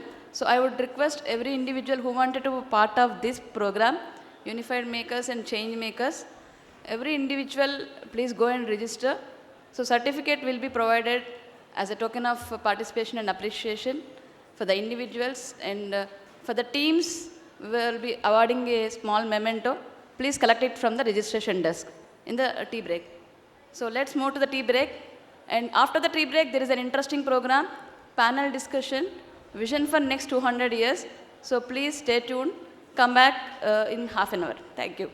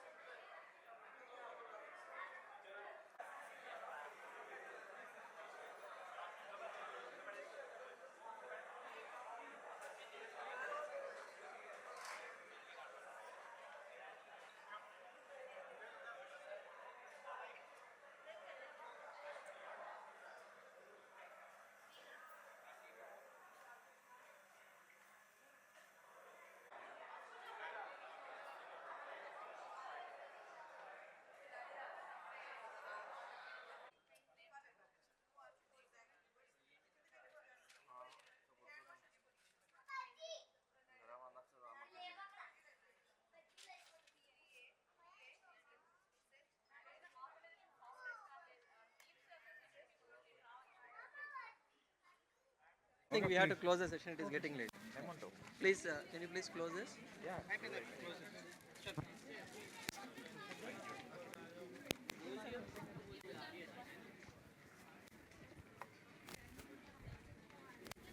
కింద ఎవరైనా పంపించండి.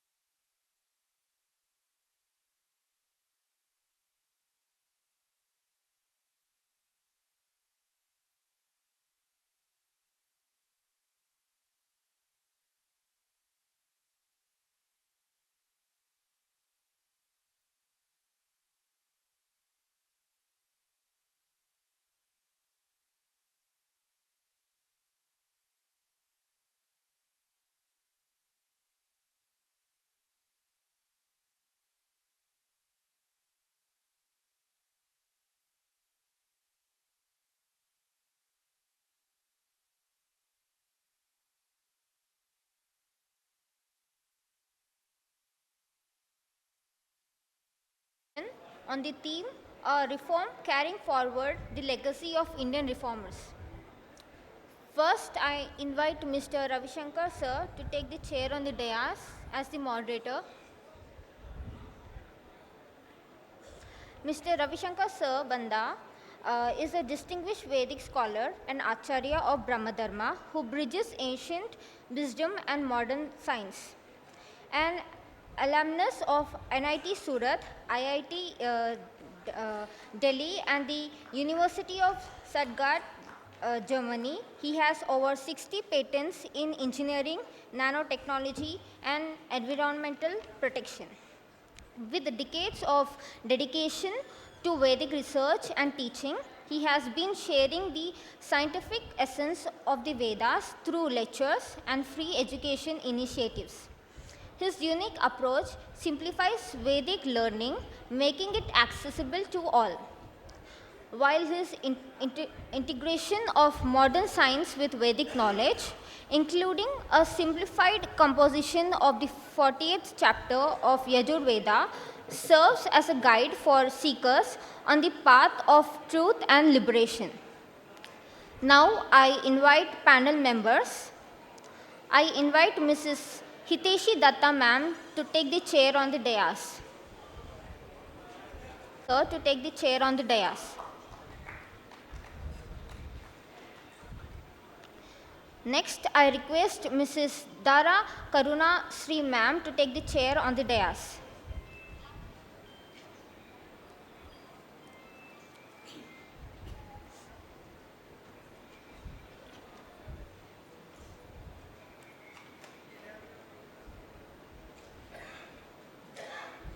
Now I invite Mr. Vikas Sharma sir to join the dais.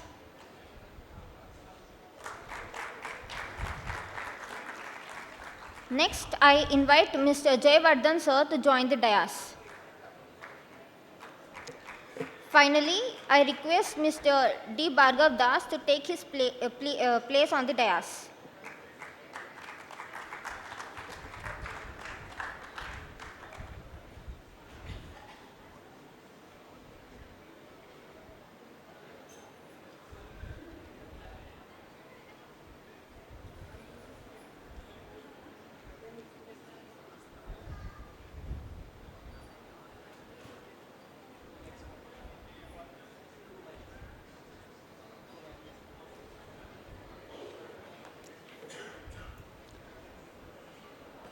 Now that our moderator and all panel members are on the dais, we are ready to begin the discussion. I now hand over the session to our moderator, Mr. Ravi Shankar Banda.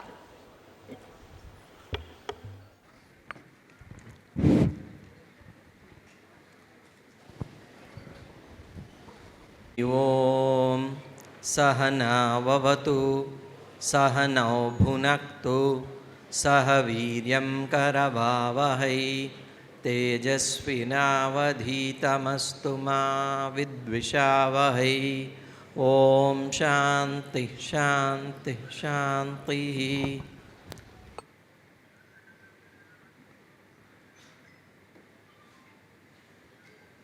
Today our topic of discussion for the panel discussion is a reform continuing the legacy of Indian reformers. We have a mixed quorum now. Many people may understand only Telugu. So this discussion will be in Hindi, Telugu and English. Some of our panelists speak in Hindi. Some people prefer in speaking Telugu. Some people in English. So we try to make the audience understand the concept, what we are discussing here. Maybe we try to do a little translation and summarize the important messages. If you are not able to follow the discussion fully, anyway that will be published in Souvenir. And we try to, you can ask further questions if you have not understood what you are discussing. So ఇవాళ మన panel డిస్కషన్లో భాగంగా సంఘ సంస్కరణ, గతించినటువంటి మహనీయుల యొక్క అడుగుజాడల్లో ఇది టాపిక్ యొక్క నేమ్. ఇక్కడ జరుగుతుంది, today we are celebrating centenary celebrations of Hyderabad Brahma Samaj and 134th All India Brahmo Conference. Then the question may come, how the topic what we have selected is relevant to the occasion. What is the main reason why we have selected this topic for panel discussion? Once we understand the basis for selecting this topic, then you will be able to appreciate the discussion which is going on now. Generally, as a country, we try to plan for the next 100 years how many engineers should be there, or maybe how many doctors are needed, how many chartered accountants are needed, or maybe sometimes even we do plan how many politicians are needed for the country. So this is how we try to plan. All of us, we do planning. But what country really needs? We need people like Raja Rammohan Rai. We need people like Kandukuri Virisalingam Pantulu or Raghupati Venkatratna Naidu, or all these great reformers. This is the need of the hour. But as a country, or maybe as a group, we do not have any plan. How many more number of reformers our country needs, or how a reformer is made. So this clarity is not there.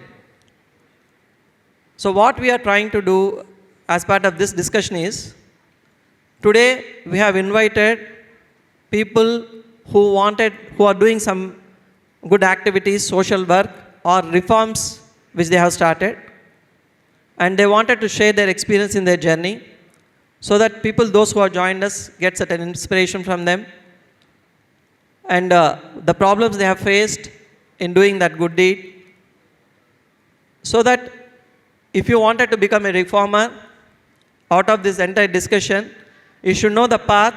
Maybe once the discussion gets over, we should know the path. If you wanted to be a reformer, what is the course to be followed? So at least certain guidance, certain inspiration you may get out of this discussion. That's the reason we have organized this discussion today. So మనం గనక ఒక సంఘ సంస్కర్తగా మారాలి అంటే, లేదా మన పిల్లల్ని కనుక రాజా రామ్మోహన్ రాయ్ లేదా కందుకూరి విరిసేలంక పంతులు గారు ఇలాంటి ఒక సంఘ సంస్కర్తలుగా కనుక తీర్చిదిద్దాలి అంటే, వాళ్ళ కెరియర్ పాత్ ఎలా ఉండాలి? మనం ఒక డాక్టర్ కావాలంటేనో, లేకపోతే ఒక యాక్టర్ కావాలంటేనో, లేకపోతే ఇంకేదో కావాలంటేనో మన దగ్గర ఒక కెరియర్ పాత్ ఉంటుంది. బట్ ఒక పిల్లవాడిని సంఘ సంస్కర్తగా మార్చాలంటే కెరియర్ పాత్ ఎలా ఉండాలో మనకు తెలియదు. సో ఈ డిస్కషన్లో భాగంగా ఏం చేయడం వల్ల ఒక వ్యక్తి సంఘ సంస్కర్తగా మారుతాడు, ఇవన్నీ కూడా మనం డిస్కస్ చేద్దాం. మనం బ్రహ్మ సమాజ్ అంటేనే సంఘ సంస్కర్తల యొక్క పుట్టినిల్లు.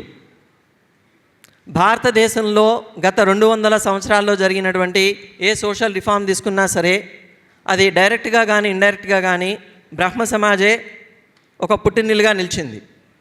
All the good reforms which happen for last 200 years, directly or indirectly, they are connected to Brahma Samaj or the people of Brahma Samaj. So such a big influence Brahma Samaj had, that was our earlier speakers had explained you till now. So ఈ 200 సంవత్సరాల నుంచి జరిగినటువంటి ఈ reforms ఏవైతే ఉన్నాయో భారతదేశంలో, but ఈ 1828వ సంవత్సరంలో, అంటే 200 సంవత్సరాల క్రితము రాజా రామ్మోహన్ రాయ్ గారి బ్రహ్మ సమాజ్ స్థాపించారు. పొద్దున మనం తెలుసుకున్నాము.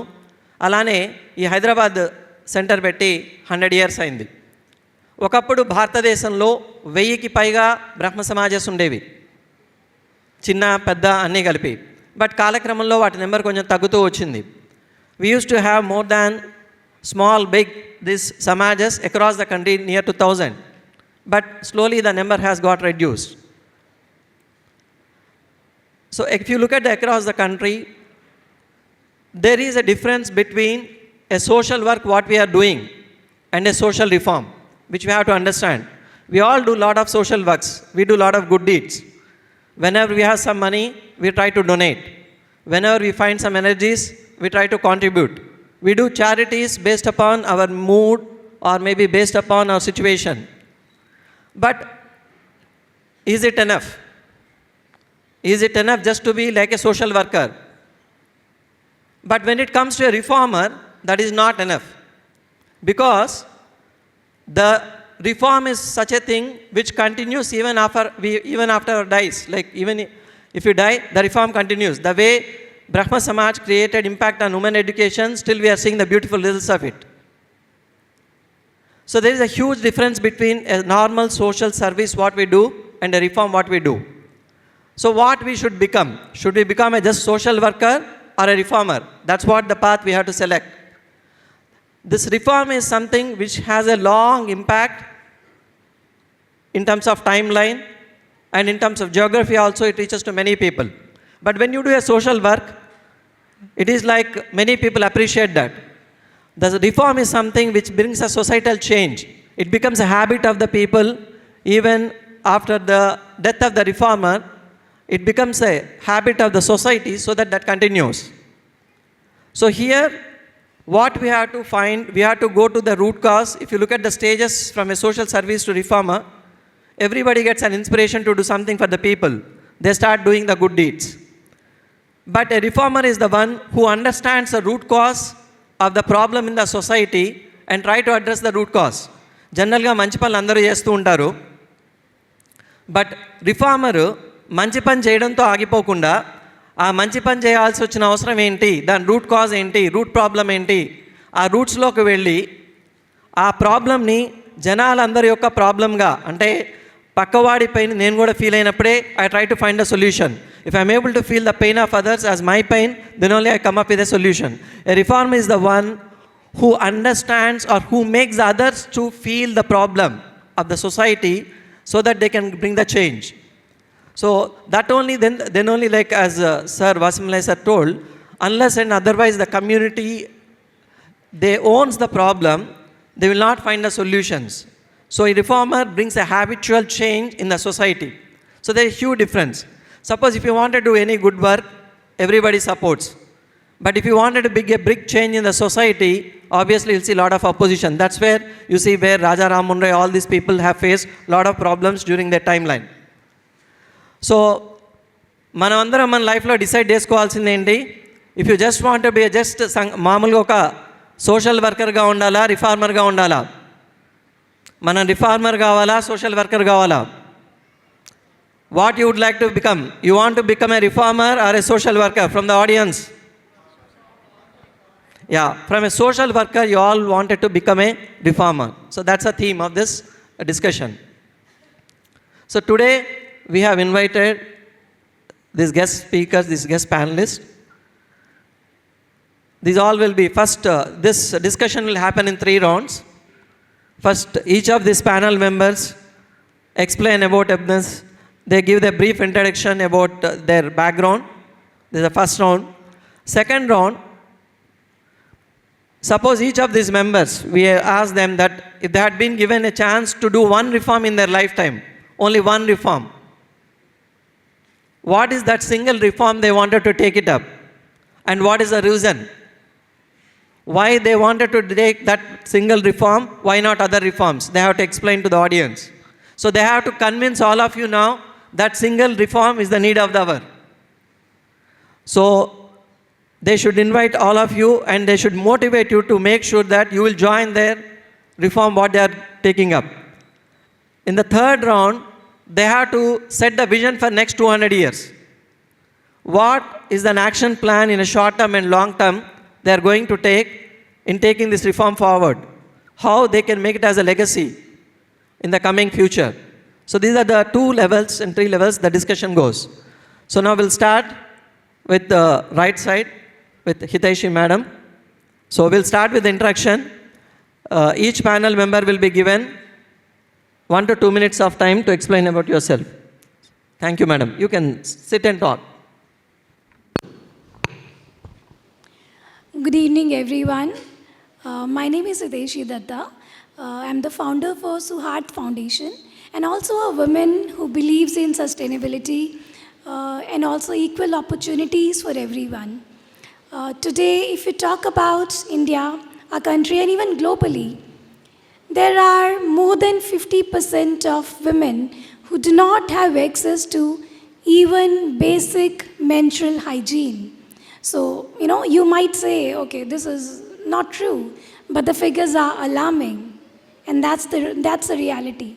And we are working at the intersect of empowering these women and also making sure the waste is handled. So I'm working at the intersection of sustainability, dignity, and climate control. Trying to live up to my name, Hiteshi means well-wisher of everyone. So one act at a time, every day, a small change. So that's a little introduction about me. Thank you.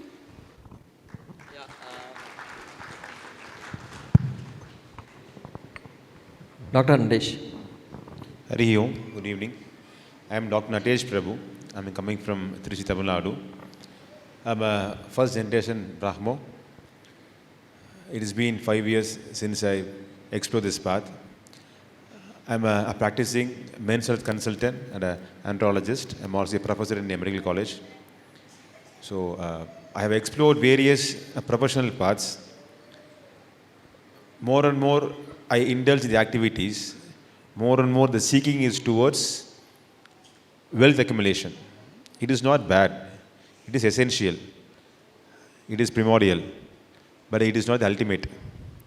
So then I realized the path of Brahma Dharma. I was introduced to the concept of Panchamaha Yajna, the 5 good deeds, the 5 big good deeds to be very precise.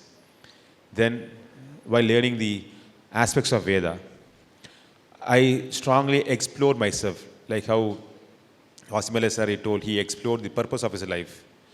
So then I explored the purpose of life is to worship Almighty.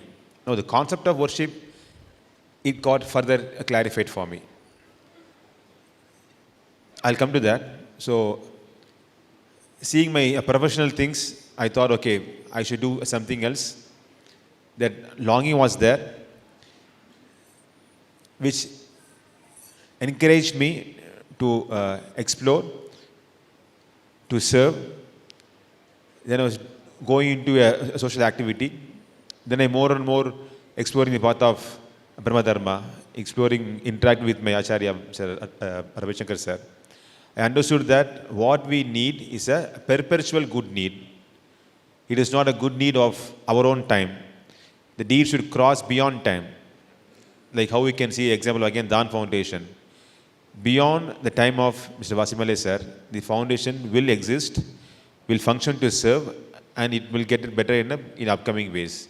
So that is what has inspired me to this path of serving the humanity. Thank you.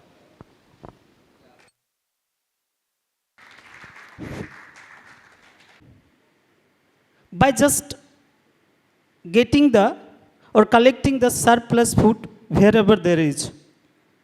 Suppose today we have an event. If there is a surplus food, someone call us, our volunteer. We will go there and collect it and will distribute in wherever there is a need. Why there is urgency of this one? Questions come in my mind. Because एक कहावत है हिंदी में हरि भजन न होई भूखे पेट। यदि आप भगवान का भी भजन करना चाहते हैं तो भूखा पेट भजन नहीं हो सकता है। आज हम लोग कितना देर रहे तो कहीं ना कहीं गुड फूड मिला, तब हमारे नरिशमेंट ऑफ माइंड भी हुआ। तो I think nourishment of the minds by filling the stomach is need of the hour. Thank you. Thank you. Thank you.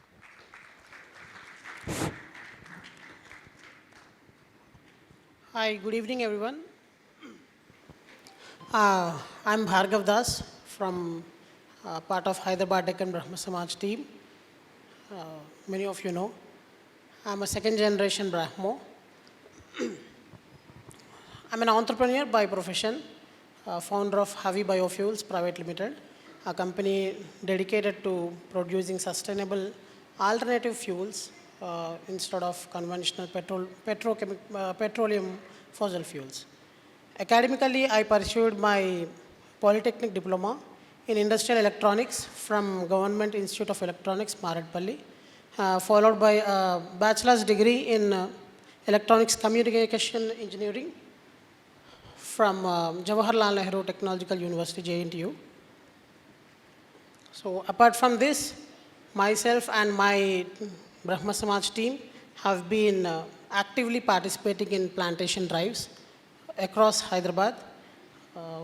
We have strategically taken locations to plant these trees like community parks, residential areas, slums, schools, and also red zone industries. Explain that. Okay, thank you so much. Yeah. Good evening. My name is Dara Karunashri.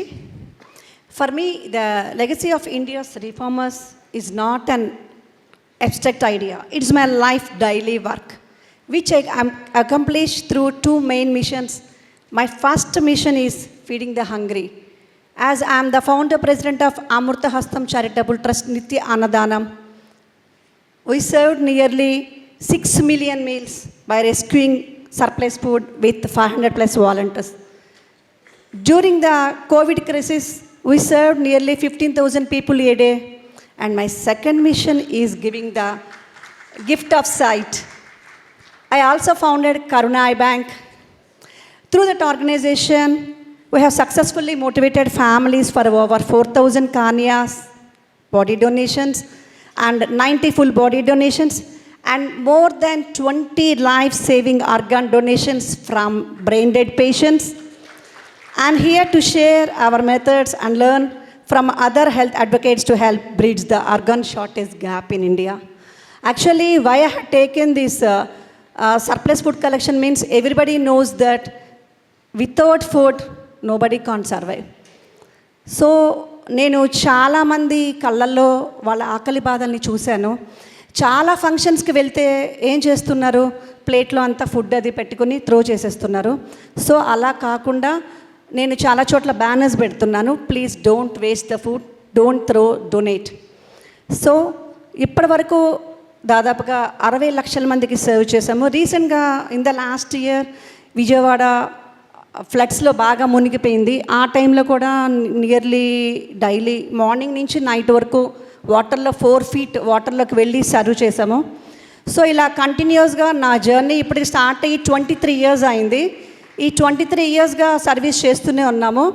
And 2014లో government హాస్పిటల్కి వెళ్తే అక్కడ ఒక చాలా ఆడుగా ఉంది place, everybody knows that. So అక్కడ ఒక పార్క్ని sponsor చేసి అట్మాస్ఫియర్ని change చేసి నియర్లీ ఒక 50,000 ప్లాంట్స్ని విజయవాడ కృష్ణా జిల్లా మొత్తం స్పాన్సర్ చేయడం జరిగింది. ఇలా ఎన్నో కార్యక్రమాలతో ఈ ఐ డొనేషన్కి సంబంధించి కూడా రకరకాల అంటే ప్రకాష్ ఆర్ట్స్ వాళ్ళతో మాట్లాడి మేము హోర్డింగ్స్ అది తీసుకుని విజయవాడ అంతా కూడా హోర్డింగ్స్ అది పెట్టి, actually 15 years back the people doesn't know that what is eye donations, how to donate the eyes. So we conducted so many programs and like that. Thank you. Jayavardhan. Yeah, just a brief introduction, then we will come to the cause. Yeah. నా పేరు జయవర్ధన్, నేను BTech MTech చేస్తున్నాను. I'm IT employee. Currently నేను ప్రస్తుతం టీసీఎస్లో work చేస్తున్నాను. I have 10 years of experience in IT profession. And ఎప్పుడైతే కరోనాలో మేము మా హోమ్ టౌన్కి వెళ్ళడం జరిగింది అందరిలాగే, then we found a heavy severe problems in rural India. Like 10వ తరగతి తర్వాత పెళ్లి చేసుకోవడమో, 10వ తరగతి తర్వాత పనికి పోవడమో చేస్తున్నారు. 10వ తరగతి తర్వాత ఎవరు మన గవర్నమెంట్ స్కూల్స్లో దాదాపు 40% డ్రాప్అవుట్స్ ఉంటాయి. సో లిటరసీ అనేది హోలిస్టిక్గా చూస్తున్నాం, అంటే ప్రైవేట్ స్కూల్స్ గవర్నమెంట్ స్కూల్స్ కలిపి చూస్తున్నాం కాబట్టి we are finding literacy around 65 to 70%. But if you isolate government schools, the literacy ratio and the numbers will be shocking.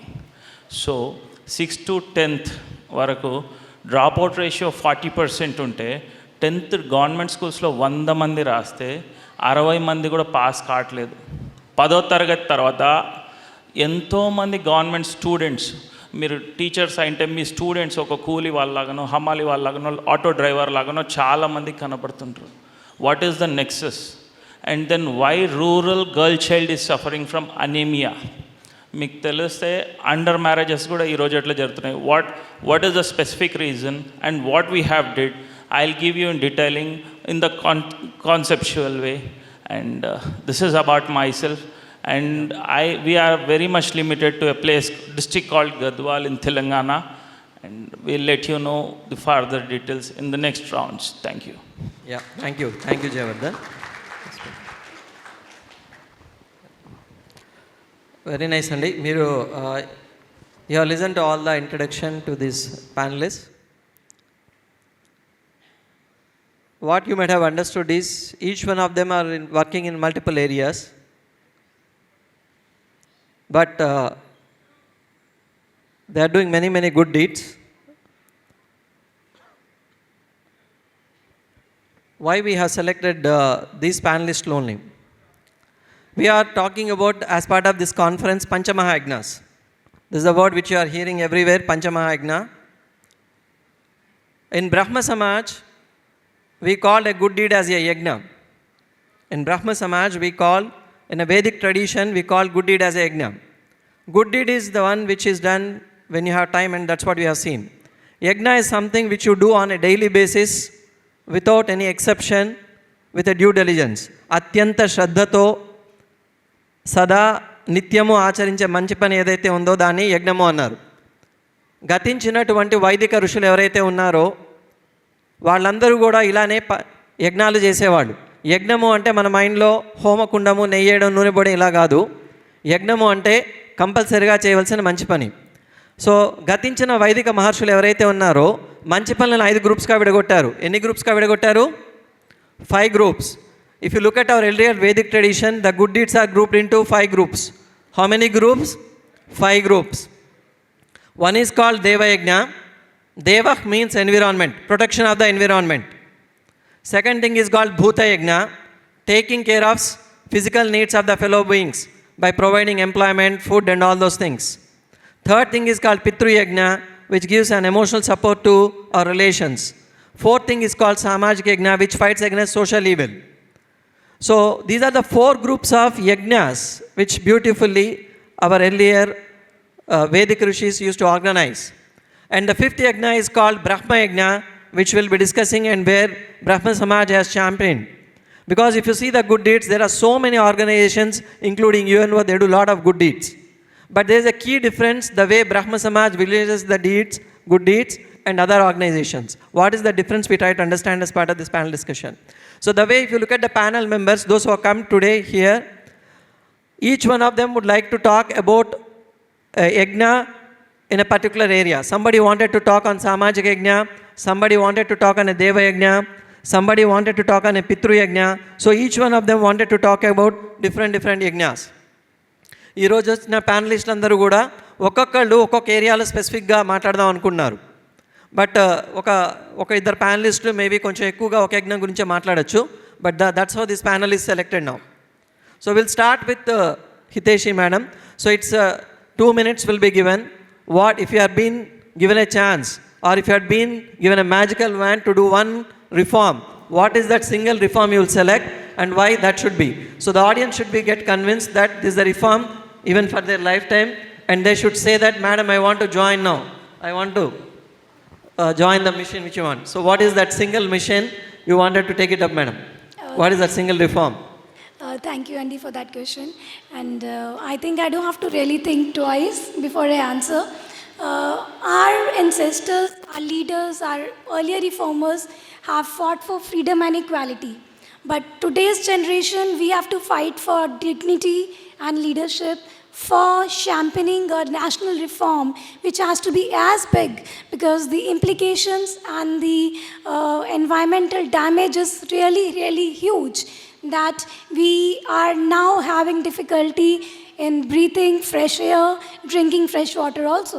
What I'm talking about is we would like to start a national reform, championing a national movement which we have already started actually by the name of RTM. When I say RTM, it means right to mensuration. So how many of you have heard about right to education? We all know, right? So we have launched right to menstruation. So no women should be worried about how to manage their periods. Can anybody answer as a teenager, what was your biggest worry? Women mostly. As a teenager, what was your biggest worry as a teenager? Or maybe today's generation, what could be their biggest worry? Yeah, on the period days. Otherwise, if you talk about on a normal day, for any girl today, the biggest worry is, how do I maintain my Insta profile, isn't it? How do I increase my followers, my likes, my viewers, my reach? Or what do I wear in this party? But do you know, there is a very huge population whose biggest worry is, how do I manage my menstruation cycle? Because they can't even afford a single pad. Does it scare you or surprise you? So it's a very big subject we are talking about, not only because of women, but also because of environment. I am talking about championing a national movement where we are working on women's dignity for the people who menstruate, and also about dignity for the people who manage waste. Because excess is not the only issue. Waste disposal and management is very big problem at all. Currently, only in India, we have 113,000 metric tons of menstrual waste every year. And the pads which we are using currently, one single such pad takes 1,000 years to decompose. Do you know what does that mean? That మా భూమి మీద పడే పుట్టిది first pad కూడా ఇప్పటికీ మా భూమి మీదే ఉంటుంది. Somewhere on the landfill or somewhere in the oceans. Unfortunately, it has also entered the freshwater lakes. Today, plastic is not only confined, to the bottles and everything we use, but also found in breast milk. That is the huge, factor of this plastic contamination which is there. We are doing our bit by RTM. I want you guys to join today RTM, that is Right to Menstruation, to ensure no single girl skips school because of not having a single pad. No woman is deprived of basic right they have, the right to menstruation. At only rupees 600 per year, we are donating these pads free of cost, and also creating awareness programs across the country in government schools, in tribal areas, slum areas, and rural areas. So how many of you think you would love to join a movement which is not only empowering underprivileged women, but also talking about a very big picture of being selfish? Yes, we have to be selfish. If you want to breathe fresh air, drink fresh water, and live a more sustainable life, we have to be selfish and act today. So can I see some hands raised who would love to join a movement and say no to plastic pads at all? It is the biggest, oh wow, I see a young boy there. Thank you. So yeah, this is the biggest enemy, unseen enemy, undiscussed enemy, which we do not talk about. And guys, the men who are available here, menstruation and the plastic pads is not a women's issue. It is today an environmental issue. So it is not only limited to women. We all have to stand up and work together for this cause. Thank you so much. Excellent, madam. Thank you so much. See, Brahma Samaj believes in strengthening 3 types of relations. How many types of relations? 3 types of relations. One is connection with the environment. Connection with the environment. Second is connection with our fellow beings. Third is connection with the Creator. So if you understand the summary of the Brahma Samaj philosophy, it is all about strengthening these 3 relations. connection with God, connection with fellow beings, connection with the environment. So, if you look at the Pancha Mahayagnas, all these Pancha Mahayagnas, the goal of the Pancha Mahayagnas, the good deeds, whatever we discussed, is strengthening these relations. Either strengthen with connection with God, connection with fellow beings, and connection with environment. So Hiteshi madam she spoke about the problem of the woman, about the menstruation. Because woman health, the entire nation health depend upon the woman's health. We all know that. So this, if you look at the connection with the fellow beings, how do you strengthen? There are 3 yajnas out of the 5 yajnas which talks about strengthening the connection with the fellow human beings. One is Bhuta Yajna. Bhuta Yajna is nothing but the good deed which helps the other fellow beings to maintain their physical body. Maybe by giving them the food, teaching them the health and hygiene, or providing them the employment, or giving them some medicines. So as part of the Bhuta Yajna, now Hiteshi madam spoke about how a girl has to not to worry about menstruation, how the environmental friendly organic pads can be given to them. So wonderful subject, and I like very much, man. Thank you so much. Now that is about the Bhuta Yajna. Okay, it is about taking care of the physical body of our other fellow being. Thank you. And now I request Dr. Natesh to talk about the good deed, the reform, the single reform which you want to take it up. Maybe I just wanted to summarize in a nutshell 2 minutes. Yeah, thank you.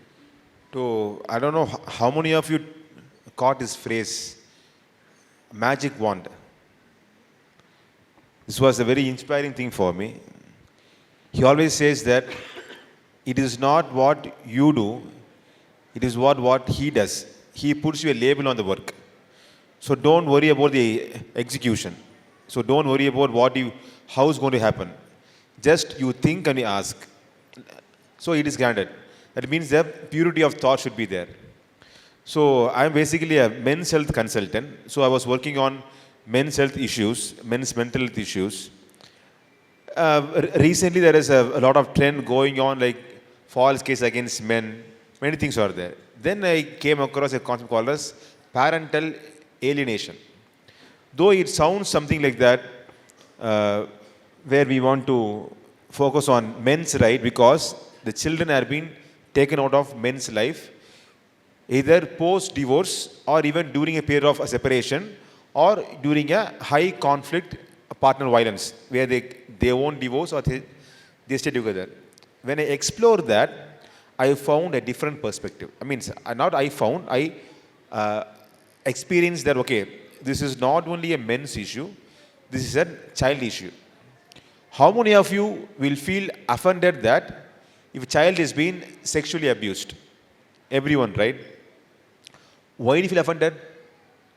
Because we are worried about the future of the child. What will happen in future means his impact has. What if I say parental alienation is considered equally hazardous to a child sex abuse? It is not out of a single statement. This is now happening in India because India follows US trends. If you want to understand this, you go back 40 years back. What happened? Now they have proven beyond doubt that children who are alienated, that means brainwashed, that your so-and-so parent is not good. He doesn't want you. They separate them. Most of the times it's going to be against the men because the ultimate natural custody, it goes to the women. So men suffer, men commit suicide, lot of depression, anxiety in men. But what happens to the kid? Retrospective studies have found out that 90% of the children who are affected by this parental alienation, they experience suicidal behavior, depression, anxiety, and drug abuse. They even restrict themselves from marrying or going into relationships. India's fertility rate has gone below 1. It was 2.1 before, and it has gone below 1. Now, what is happening now? We are following the Western trends. That means everyone is scared of marriages now. Europeans, now they are coming up, they think we have to have 10 kids and all. So this had a great impact on me. Then I thought, I shouldn't think of solving a problem now. It is going to be a long-term vision. So I took an intention with the teachings of my teacher.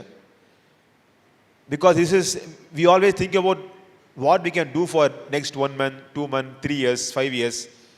Because we cannot think beyond that. Why? Because we are all engrossed in our daily activities.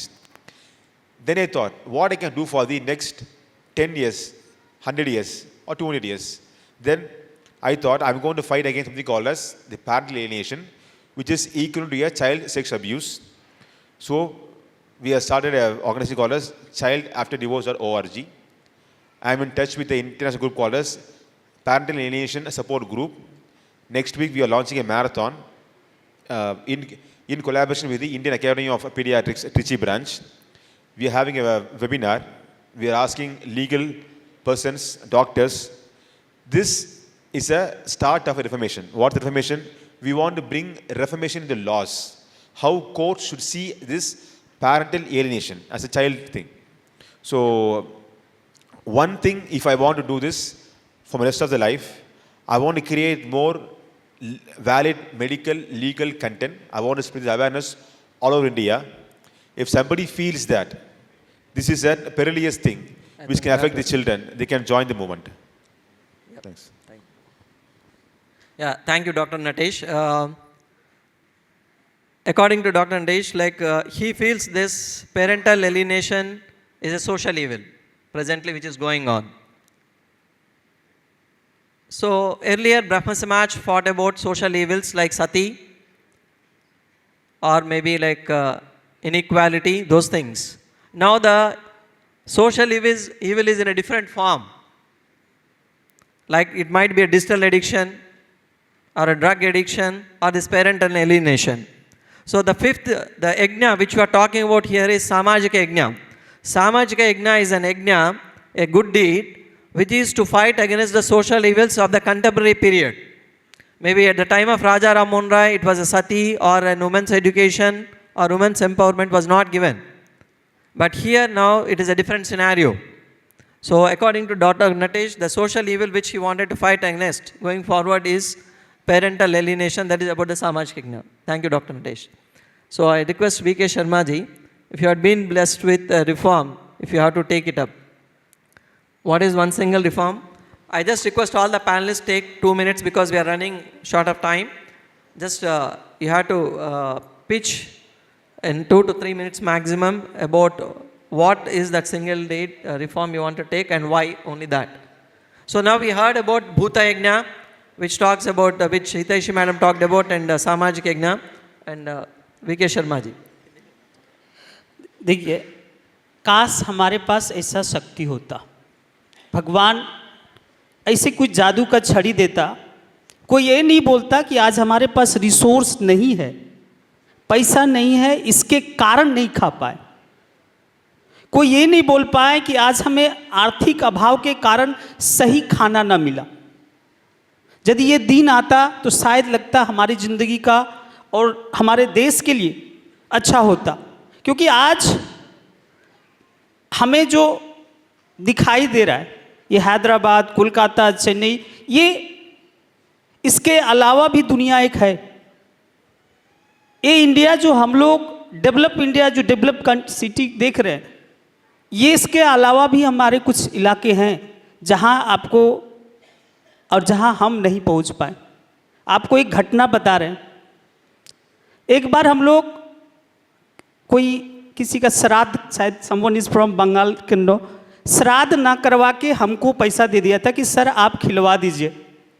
हम बांकुड़ा गए थे, वहाँ थोड़ा लोग, एक गांव को, पूरा गांव को हम लोग खाना खिया। जहाँ हम चिकन कटवा रहे थे, देख रहे थे चिकन का जो थोड़ा स्किन होता है ना, कोई 10 रुपये में किन के खा रहा था। आप समझ सकते हैं, हम लोग अच्छा खाना मिल जा रहा है, बहुतों के पास इसकी अभाव है। एक घटना हम बता रहे हैं, एक ये टीचर्स डे की घटना है। कोई एक टीचर्स डे सेलिब्रेशन हो रहा था, वहाँ बिरयानी सरप्लस हो गया था और रात लगभग 10:30 बजे हमें कॉल आया कि सर हमारे यहाँ लगभग 50 पैकेट बिरयानी सरप्लस है, क्या आप ले लीजिएगा।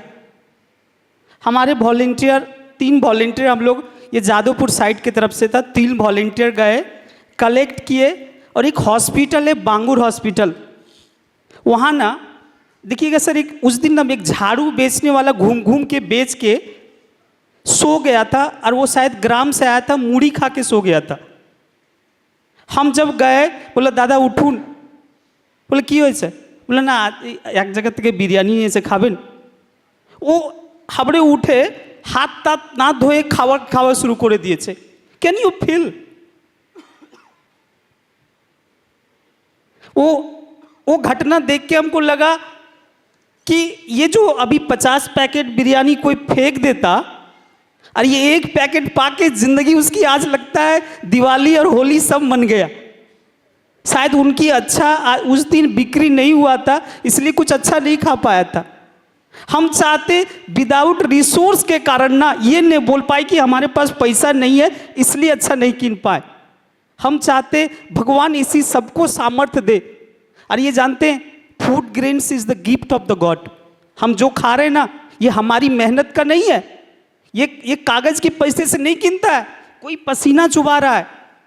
किसान लोग ना मेहनत करके अपने पसीने को बहा करके एक फूड ग्रेन्स को उगा रहा है। हम इजीली इसको वेस्ट नहीं होने देना चाहते। सोर्सेस से लेके एंड पॉइंट तक कहीं भी फूड ग्रेन्स का वेस्ट ना हो, ये हमारी सपना है। यदि ऐसा भारत बने, आपको पता है जितना वेस्ट फूड हो जाता है ना उतना को यदि सही चैनलाइज कर दे तो शायद भारत में कोई भूखा नहीं रहेगा, कोई किसी का घर बिना अच्छा खाना का नहीं रहेगा। हम चाहते हैं सबको ही आप लोग मिलिए, कुछ नहीं, आपके घर में 2 रोटी यदि रात को ज़्यादा बन गया बाहर निकलिए, कोई एक अच्छा देख लीजिए कुत्ता उत्ता कुछ भी हो जानवर, क्योंकि उसको भी तो खाना चाहिए। अच्छे लोग यदि मिल जाए तो दे दीजिए। इससे क्या होगा, आपको मन का भी सेटिस्फेक्शन होगा और इनडायरेक्टली आप भगवान के सही चीज़ को भी एक दूसरे को गिफ्ट दे पाइएगा। Thank you. Excellent. Such a wonderful, noble cause. He started an organization called Feed India Movement. V.K. Sharma ji from Kolkata. Preventing the food wastage and donating the excess food. So this is part of the Bhuta Yajna. Bhuta Yajna is all about how do you help your fellow beings to preserve their physical body. Even if you wanted to get a Nobel Prize or if you wanted to invent, all these things can be done as long as you are alive. బతుకున్నప్పుడే కదా మీరు Nobel prize పొందాలన్నా సరే మంచి పనులు చేయాలన్నా చేసేది. బతుకుండాలంటే ఈ physical body మీతో ఉండాలి. ఫిజికల్ బాడీ ఉండాలంటే తినాలి ముందర, ఫుడ్ ముఖ్యం. ఈ ఫుడ్ అనేది శరీరం ధర్మ సాధనం కలు. All the good deeds you wanted to do, this physical body is the means. So if you wanted to preserve that physical body, food is your medicine. So V.K. Sharma ji, excellent. So as part of Bhuta Yajna, he wanted to pitch to you that stop the food wastage. That's the mission he wanted to take forward and work on. So in India is such a big country, lot of people are not getting proper food. Even if you look at the world statistics, if you look at the 50% of the deaths which happen are because of hunger. 50% of the deaths are hunger. If you look at the nature, no animal dies because of the hunger. Compared to a human, hardly we eat 2 to 3 kgs. If you take a whale, it eats some 4 to 5,000 kgs of food in a day. But no whale dies because of hunger. No elephant dies because of hunger. Only human beings die because of hunger. Why it happens? When we claim ourselves as the advanced social being, still our fellow beings dying are with hunger. So people like V.K. Sharma ji, they are working on this food wastage, and excellent concept, sir. Thank you so much. Now I request Bhargav Das, please take 2 minutes and summarize. Yeah. Sir, I would definitely tell that I would take up plantation as my social reform. It is because as a kid, I was very much fascinated with planting trees and all. And as a youngster, now I am working on, with the help of Hyderabad Brahma Samaj team, I'm working on these plantations like from 2018. So I've come up with, like sir told, to convince audience there is a necessity of plantation. So I have come up with some factual data which I'll be presenting here. Because of time constraint, I'll tell only 2 factual data, that why it is a necessity for this generation and it is not a choice. Okay, so coming up, like India's green lungs are shrinking very fast. So green lungs means tree cover. So as per data, in 2001, India had about 28% of green cover, that is including forest and trees outside forest. By 2023, it's only 28.5%. That means it didn't increase even after so many plantation drives by government agencies and individual NGOs. It didn't increased. So every year, India loses over 30,000 hectares of dense forest due to mining, construction, and expansion of highways. So that's almost equal to a football field court disappearing every 5 minutes. It's not every year, it's every 5 minutes. Okay? So coming to, so let us understand this thing. If this type of green dense forest is decreasing, if it doesn't happen, then what will be the scenario? I'll explain about the advantage of it. So, one tree can absorb about 22 kgs of carbon dioxide every year. And one tree approximately produces 100 kgs of oxygen every year. That is equal to, which is enough to support the breathing needs of 3 people per year. So every sapling you plant literally becomes a mini air purifier, and one big tree equals the cooling power of 10 air conditioners running 20 hours per day without electricity and noise. So here is the reality check. In India, the average tree to person ratio, that is tree to person ratio, is just 0.12%, 0.12. Simple math, that means for every 8%, there are only 1 tree, which needs to be actually reversed. For every person, there should be 7 trees, but it's like for every 8 people, there is only 1 tree. So... Excellent, Bhargav. Like such an alarming statistics. We all should be motivated, plant a tree in our lifetime. Because if you are losing like a green cover for every 5 minutes, like equal to football court, it's an alarming number. If one single tree can give the required oxygen for the 3 people for one year, it's a huge number. So as part of Deva Yagna, where we have to take care of environment or where we have to strengthen our connection with the environment. So it's very nice to know, Bhargav, you are working on this plantation drive as part of environmental protection. So good. Yeah, I just request Karunashree madam to talk about her initiative. One single reform which you wanted to take up. Yes. Through our Amurtha Hastam Charitable Trust, Nitya Annadanam. If I had the power to make one reform, that is Amurtha Hastam, it would be to end the paradox of hunger in a land of surplus. My reform is to build a national framework that makes it mandatory, safe and easy for functions, hotels, caterers and supermarkets to donate their high quality surplus food rather than throwing it away. We have all seen the waste at large functions, and we have all seen the hunger. This is not a problem of scarcity, it is a problem of logistics and a problem of will. India's great reformers fought for the dignity of every citizen. There is no dignity when a child sleeps hungry. There is no dignity when we throw away food that could save a life. My reform is to create a legal and logistical bridge between the surplus and the needy. This is not just charity, it is a social justice and national efficiency. నాకు గనక power అనేది ఇస్తే అసలు ప్రపంచంలోనే ఎవరికి ఆకలి అనేది లేకుండా చేయాలని నా కోరిక. ఈవెన్ ఇప్పుడు ప్రోగ్రామ్ అయ్యాక మళ్ళీ మీకు ఆకలేస్తుంది కదా, పట్లో ఆకలేస్తుంది, మళ్ళీ తినాలని అనిపిస్తుంది. సో అలాగే అందరికీ ఫుడ్ అనేది అవసరము.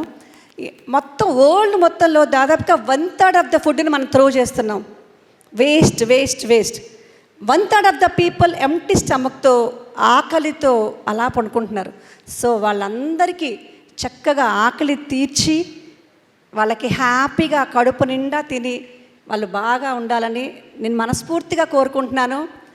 మీ అందరు కూడా మీ ఏరియాస్లో ఇలాగే ఫంక్షన్స్లో కానీ ఎక్కడైనా సరే ఫుడ్ మీ ఇంట్లో ఎక్కడైనా ఫంక్షన్స్ జరిగితే మీరు ఎప్పుడైనా ఫుడ్ని త్రో చేశారా, డొనేట్ చేశారా అండి? Please raise your hands. Donate చేశారా?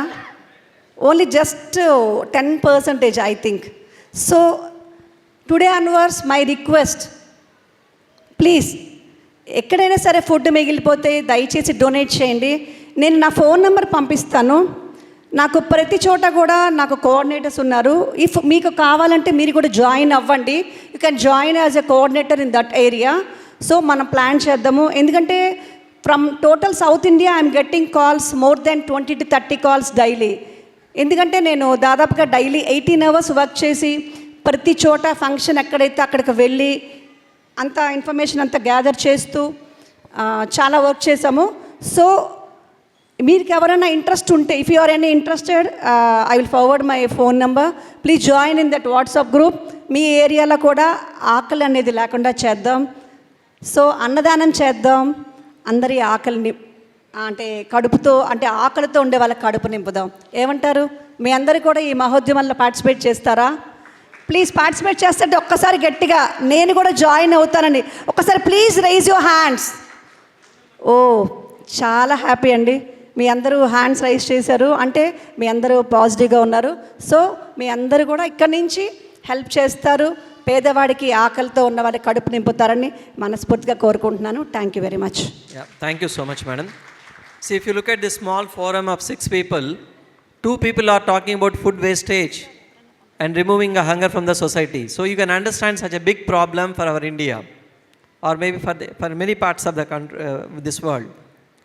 So this food wastage, somebody from Kolkata on the eastern side, somebody from the South Indian side, talking about stopping the food wastage. Both of them are telling about the same cause, that the main problem for our hunger is the food wastage. So these are 2 moments, one from Kolkata and one from... Thank you so much, madam. So this is also part of Bhuta Yagna, which we just discussed. Now I just request Jayavardhan ji, what are your company? Yeah, నాకు ఒక power ఇచ్చిన, if I get a chance or a power, so what I want to do is to map a right mentor to each and every school and college kids. ఒక right మెంటర్ని school నుంచి college వరకు ఇవ్వాలా, and they should inculcate a theory are a concept called I am abide by my mother and my mother land. నేను నా దేహమాతకి, అంటే మా అమ్మకి, ఈ దేశమాతకి, ఈ భారతదేశానికి కట్టుబడి మాత్రమే ఉన్నా. And this concept, why this concept, where it was all triggered. నేను అందరిలాగే ఒక నార్మల్ సాఫ్ట్వేర్ ఇంజనీర్, ఒక చిన్న జాబ్ చేసుకుంటూ కరోనాలో ఇంటికి వస్తే దెర్ వాజ్ అ బ్లడ్ అవసరమైంది. గవర్నమెంట్ హాస్పిటల్కి వెళ్ళినాను. ఎవ్రీ టైమ్ బ్లడ్ చాలామంది డొనేట్ చేస్తుంటాం మనం. Then I saw a girl child who's around 16 to 17. In 2021, she is suffering from blood loss after marriage due to childbirth, and she died. In 2021, that too in rural India called Gadwal. Okay, then I probed into it. మనం అంతా ఇంకా ఒక stone ఏజ్లో లేము. ఏమైంది? 16-17 ఏళ్ళ పాప ఎట్లా చనిపోయింది? ఎందుకు పెళ్లి చేసినారు ఫస్ట్? చట్టాలు ఏమైనా అని. దెన్ ఫస్ట్ థింగ్ వాళ్ళ పేరెంట్స్కి తెలియదు మా అమ్మాయికి బ్లడ్ లేదు, బ్లడ్ కావాలని. రెండోది పెళ్ళెట్లా అయింది అండ్ ఈ కళ్యాణ లక్ష్మి ఆ డబ్బులు ఎట్లా వచ్చినాయి 1,50,000 వాళ్ళకి. రెండోది అండర్ ఏజ్లో how did these things happen అంటే there is a huge nexus. This is one incident, I let you know on that. Second incident is I saw a kid who is just 6th class. గ్రౌండ్లో నేను రోజు గ్రౌండ్కి వెళ్ళి just running చేసేటప్పుడు I saw ఆయన చేతులంతా బొక్కలు పడినాయి, ఆయన చేయి అంతా బొక్కలు. He studies in government boys school in Gadwal. ఏం చేసావు బా నువ్వు, ఆ మొత్తం చేతులంతా బొక్కలు పడినాయి అంటే సిమెంట్ పనికి పోతా అన్నాడు. He's a 6th class kid. Then నాకు అప్పటి వరకు అంత తెలియదు. దెన్ ఐ ప్రోబ్డ్ ఇంటెడ్ మేము ఏం చేస్తున్నామో ఏమైందని జస్ట్ నేను మీకు 2 minutesలో చెప్తా. First we started, we chose a school in Gadwal. ఎందుకంటే నేను అక్కడ పుట్టి పెరిగిన నా జన్మభూమి. సో గర్ల్స్ హై స్కూల్కి వెళ్ళిన which is around 1,500 girl child's. వారానికి ఒకసారి వీ ఫాలోడ్ ఏజైల్ మెథడాలజీ, సాఫ్ట్వేర్లో ఫాలో అయ్యేటట్టు. వారానికి ఒక సాటర్డే వెళ్ళేవాళ్ళం, చిక్కీలు పంచేవాళ్ళం. ఈ పల్లి పట్టీలు ఉన్నాయి కదండి, 1,500 మందికి పల్లి పట్టీలు నేను మాట్లాడి. And we use to raise kids to speak on the issue. ఎందుకంటే ఫస్ట్ గవర్నమెంట్ కూడా ప్రయత్నిస్తుంది ఈ మిడ్ డే మీల్ ఇంకొకటి పిల్లల లోపల ఈ బ్లడ్ రేట్ రావాలని, కానీ రావట్లేదు. దాన్ని ఇట్లా పంచేటప్పుడు చాలామంది అంటుంటారు, ఏమంటారు మనం సపోజ్ సాఫ్ట్వేర్ ఇంజనీర్స్ డాక్టర్స్ ఏదైనా పని చేస్తుంటే ఏమంటారు మన ఊర్లలో కొత్త బిచ్చగాళ్ళు వచ్చినారంటారు. అవునా? ఈ ఇంజనీర్స్ ఈ ఇన్ఫోసిస్ విప్రో పిల్లలు ఏదో పైసలు సంపాదిస్తున్నారు, అలా టైం పాస్ అవుతలేదు, పైసలు ఎక్కువైనాయి, ఏదో తిక్క చేస్తున్నారు అనుకుంటారు. అవునా? కొత్త బిచ్చగాళ్ళు అంటారు. Then we believed in that methodology because I believe ఒక టైం ఫ్రేమ్ పెట్టుకొని నిజాయితీగా ఏదైనా పని చేస్తే అది అవుతుందని. And we don't know what to do and when to do and how to do. So whatever we have scientifically, we did it. We raised at least 300 girl child students as a speakers on anemia and education. Over a period of 3 years, we have raised 400 girl childs in a school which has 1,500 students. Now they speak on anemia, education. And వాళ్ళ ఏం ఈరోజు 6D/GL అంటే blood levels you might know. Prayer చేస్తుంటే ఇట్లా కింద పడిపోయే వాళ్ళ పిల్లలు.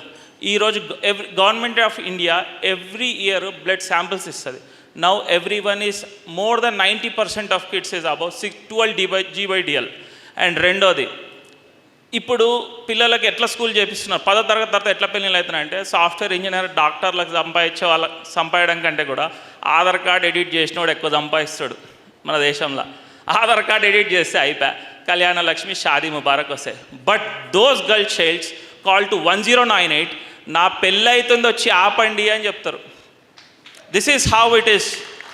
Okay, why mentorship? I will tell you, no one will stand to us. ఎవడు మనకు కష్టం వచ్చినప్పుడు రాడు. We should be so strong. నాకు నేను నిలబడాలా, నా చుట్టూ ఉన్న వాళ్ళకు కూడా నేను నిలబడాలా అన్న ఒక స్ట్రాంగ్ మెంటాలిటీ రావాలా. ఇది ఎప్పుడు వస్తుంది అంటే రైట్ మెంటర్షిప్. అంటే ఎవరి గురించి చదవాలా మనం? పుస్తకాల్లో దాదాపు హెన్రీ డేవిడ్ థోరియో నుంచి మొన్న జరిగిన మంచి వాళ్ళ వరకు అందరి గురించి ఉన్నాయి, కానీ ఎందుకు ఇన్కల్కేషన్ లేదు? ఎందుకంటే మనకు చెప్పే మాటలు, మనకు చెప్పే పాఠాలు there is no sync to this real world. So every one should be self sustain. And the second thing which was second school, ఒక స్కూల్ అయిపోయింది, మా బలం పెరిగింది, మేమంతా huge we have created a platform. Then boys స్కూల్కి వెళ్ళాం. Then పిల్లలు there are misconception. మీరు అంతా చూడండి, ఒక గవర్నమెంట్ స్కూల్స్ పోతే ఒక పర్టికులర్ ఏరియాలో హమాలి వాళ్ళు ఉంటారు, ఒక పర్టికులర్ ఏరియాలో కూలీ వాళ్ళు ఉంటారు. అక్కడ నుంచి that is just a manufacturing hub of coolies and hamalis. How? ఎందుకంటే ఆ ఏరియాలో పుట్టిన వాళ్ళని, పెరిగే వాళ్ళకి ఏమని మైండ్ చేస్తారంటే, నువ్వు ఇప్పుడు చదివి ఏం చేస్తావు, దీని తర్వాత పైసలు సంపాయాలా, చలో నీకు ఉద్యోగం ఇప్పిస్తా. అవునా? ఇప్పుడు నేను 14 ఏళ్ళు, నా వయసు 14 ఏళ్ళు ఉన్నప్పుడు నువ్వు ఎంపీసీ తీసుకోరా బాగుపడతావు అని మా నాయన అన్నాడు. ఏం బాగుపడతానో నాకు తెలియదు, మా నాయన చెప్పినాడు, ఎంపీసీ తీసుకున్నాం. దాని తర్వాత ఏదో ఇంజనీరింగ్ చదివించినాడు. 14 ఏళ్ళ వయసులో మనకేం తెలియదు. సేమ్ వే ఒక కూలీ వాళ్ళ పిల్లలకి, హమాలి వాళ్ళ పిల్లలకి, ఆటో డ్రైవర్లు, ఈ ఏరియాస్లో ఉన్న పిల్లలకి ఎవరు గైడ్ చేస్తారు? ఒక పూట తినకపోయినా పర్లేదు, మనం బతుకుంటాము, కానీ చదువు మానకూడదు, మనం ముందుకు పోవాలన్న ఒక స్ట్రాంగ్ థాట్ ప్రాసెస్ వాళ్ళ లోపల రావాలా. ఎట్లా రావాలా అంటే మన దేశం మనం సమాజ సేవ అనుకుంటున్నాం కదండి. మనం చేసేది సమాజ సేవ కాదు. నేను మళ్ళీ చెప్తున్నా, మనం ఈరోజు ఇట్లా స్వేచ్ఛగా బతుకుతున్నాం, 10 మంది ముందు మాట్లాడుతున్నాం, ఇట్లా గ్యాదరింగ్ నడుస్తుందంటే కొన్ని లక్షల మంది యువకుల ప్రాణ త్యాగం మన ఈ స్వేచ్ఛ, కొన్ని లక్షల మంది తలుల కడుపు కోత మన ఈ స్వేచ్ఛ. చాలామంది ఇప్పుడు భగత్ సింగ్ లాంటి వాడు పెళ్లి చేసుకొని మంచిగా సెటిల్ అయింటే మనకి ఇటువంటి స్ఫూర్తి రాలే, కానీ ఉరికంబం మీద ఉండి ఒక క్షమాపణ లేఖ రాసినా కూడా బతికిపోయేవాడు. కానీ భగత్ సింగ్ ఏమన్నాడు, నాకు తెలుసు నా మెడ మీద ఉరితాడుందని, నాకు తెలుసు నా కాళ్ళ కింద ఆసరా పోగానే ఉరిపడి నేను చనిపోతాను, కానీ నేను క్షమాపణ అడగను. నా చావు 10 మందికి స్ఫూర్తినై నా భరతమాత బానిస సంఖ్యలను తెంచాలనుకున్నాడు, నా చావు భావి తరానికి స్వేచ్ఛా వాయువు కావాలనుకున్నాడు, నా చావుతో 1,00,000 మంది భగత్ సింగ్లు మళ్ళీ పుడతాడు, నా భరతమాతని బానిస సంఖ్యలను తెంచాలనుకుంటాడు. అట్లా ఎంతమంది భగత్ సింగ్లు ఉన్నారు ఈరోజు? లేరు, అవునా? So we should get that strong will mentality, we should inculcate in each and every student. ఎందుకంటే స్కూల్ వయస్సులోనే వాళ్ళకి బీజాలు పడాలా. When a responsible father will feed his family, will secure his family, a responsible leader will secure and safeguard his society, a responsible student, everyone should be responsible. To be responsible, we should inculcate this kind of behavior towards each and nook and corner of this society. So this is how this society can be changed. Because a strong mentality, నేను మళ్ళీ చెప్తున్నా, మీకంతా తెలుసు, నాకంటే ఎక్కువ మీరు జీవితాన్ని చూసింటారు. No one will stand or uphold your hand when you are in struggles, right or not? We should fight our own battle and we should fight for this society. So we need that strong will. So where that comes only through right mentorship, right from the beginning to the end. So this kind of strong mentality, this will avoid suicides, this will avoid drug peddlers, this will avoid rapes, this will avoid murders, this will avoid nexus of in all the corners. So responsibility, responsible people, we are strong running people. out of time. Yeah. Thank you. History are not taught in the schools. The problem is how to lead a life. How do we structure our life? So that's mentorship is missing. So that is what we called as Pitru Yagna, where it is not supporting physical needs of the people. It is all about giving an emotional, moral, ethical support to the children or the elders. That is what Pitru Yagna. So if you look at all the participants, they talked about 4 yagnas. Somebody like Bhargav spoke about Deva Yagna, which talks about strengthening the relation with the environment. And the people like Dr. Natesh talked about how to eradicate social evil like Samajik Yagna. And we have V.K. Sharma ji and Karunashri ji and Hiteshi madam talked about how do we help people to sustain their physical body by giving them the food or maybe the medical help, whatever it is required. So these are the different parts of the yagna which people are working. Not only like the team what you have seen here, if you look at the even United Nations keeping as certain sustainable development goals, 17 sustainable development goals they have defined in 2015. By 2030 they are supposed to achieve those goals. But if you look at, there are a lot of fights which are going among the countries, lot of wars which are going, still the goals are not achieved. Even 30% of the goals are not achieved. Then what is the problem? If you look at the 4 yagnas or the social works, whatever we have discussed, many countries or many people are doing that. But still there is one yagna which is missing, which was the tradition of the India, which was done by our ancient rishis. That is called Brahma Yagna. When you do a good deed, generally what comes? The next comes the comparison. I should get the name, I should get the award, I should get the position. So Brahma Yagna is an yagna which is called as Brahmopasana, which teaches you about ethics, morals, values. It is not the good deed you are doing for the name's sake or you are doing the position's sake. It is about the connection with Parameshwara. So we talked about connection with the environment, we talked about connection with the fellow beings. But unless the connection with the Parabrahma or the Creator is strong, and unless our morals, ethics, values are strong, all these good deeds cannot be sustained. So Brahma Samaj, how it is different compared to other fellow beings. Why we are discussing about Raja Ramunda after 200 years. He was the founder or maybe he was the pioneer of the reforms in India. but yet he talked about Brahma Yajna, our connection to the Creator. So today, if you look at the reformers or so-called social activists, they are missing that link. So unless and otherwise, we connect back to Parameshwara along with the good deeds with our fellow beings and environment, if these are not balanced, we will not be able to achieve long term. So if you wanted to become a reformer like Raja Rammohn Roy or a great Maharshi like our earlier Rishis, all these three connections are very important. What are these three connections? Connection with Creator, connection with environment, connection with fellow being. So what is the takeaway? You have to worry about 5 good deeds, 5 yajnas. Deva Yajna, connection with environment. Bhuta Yajna, helping people to sustain their physical body. Pitru Yajna, giving them the emotional support. Samajika Yajna, eradicate social evils. But ultimately, Brahma Yajna, connection with the Creator. So these are the key takeaways. Just because we are running, I think we crossed the time. So if you give some 5 minutes, we give each one of them some 30 seconds to 1 minute to summarize and conclude what they wanted to say. Final message. Each participant should not cross not more than 30 seconds to 1 minute. Yeah, madam. Mic. We'll start with Jayavardhan first, then now. Only 30 seconds you have to conclude, I think. What is the key single message, final message people have to remember from your side? Final message is, let us just visit government schools and colleges. Manam bankers, engineers, doctors, professionals వెళ్ళడం వల్ల they will see the next level of world. వాళ్ళ ప్రపంచం కాకుండా మనం చూస్తారు. They will just get inspired, and it should be in regular basis. వాళ్ళు మనం చూసి ఇట్లా కావాలనుకుంటే చాలు. That thought process, that seed in their mind will change a lot. Thank you. Thank you so much. Yeah, madam. Karunashri, madam. Yeah, madam.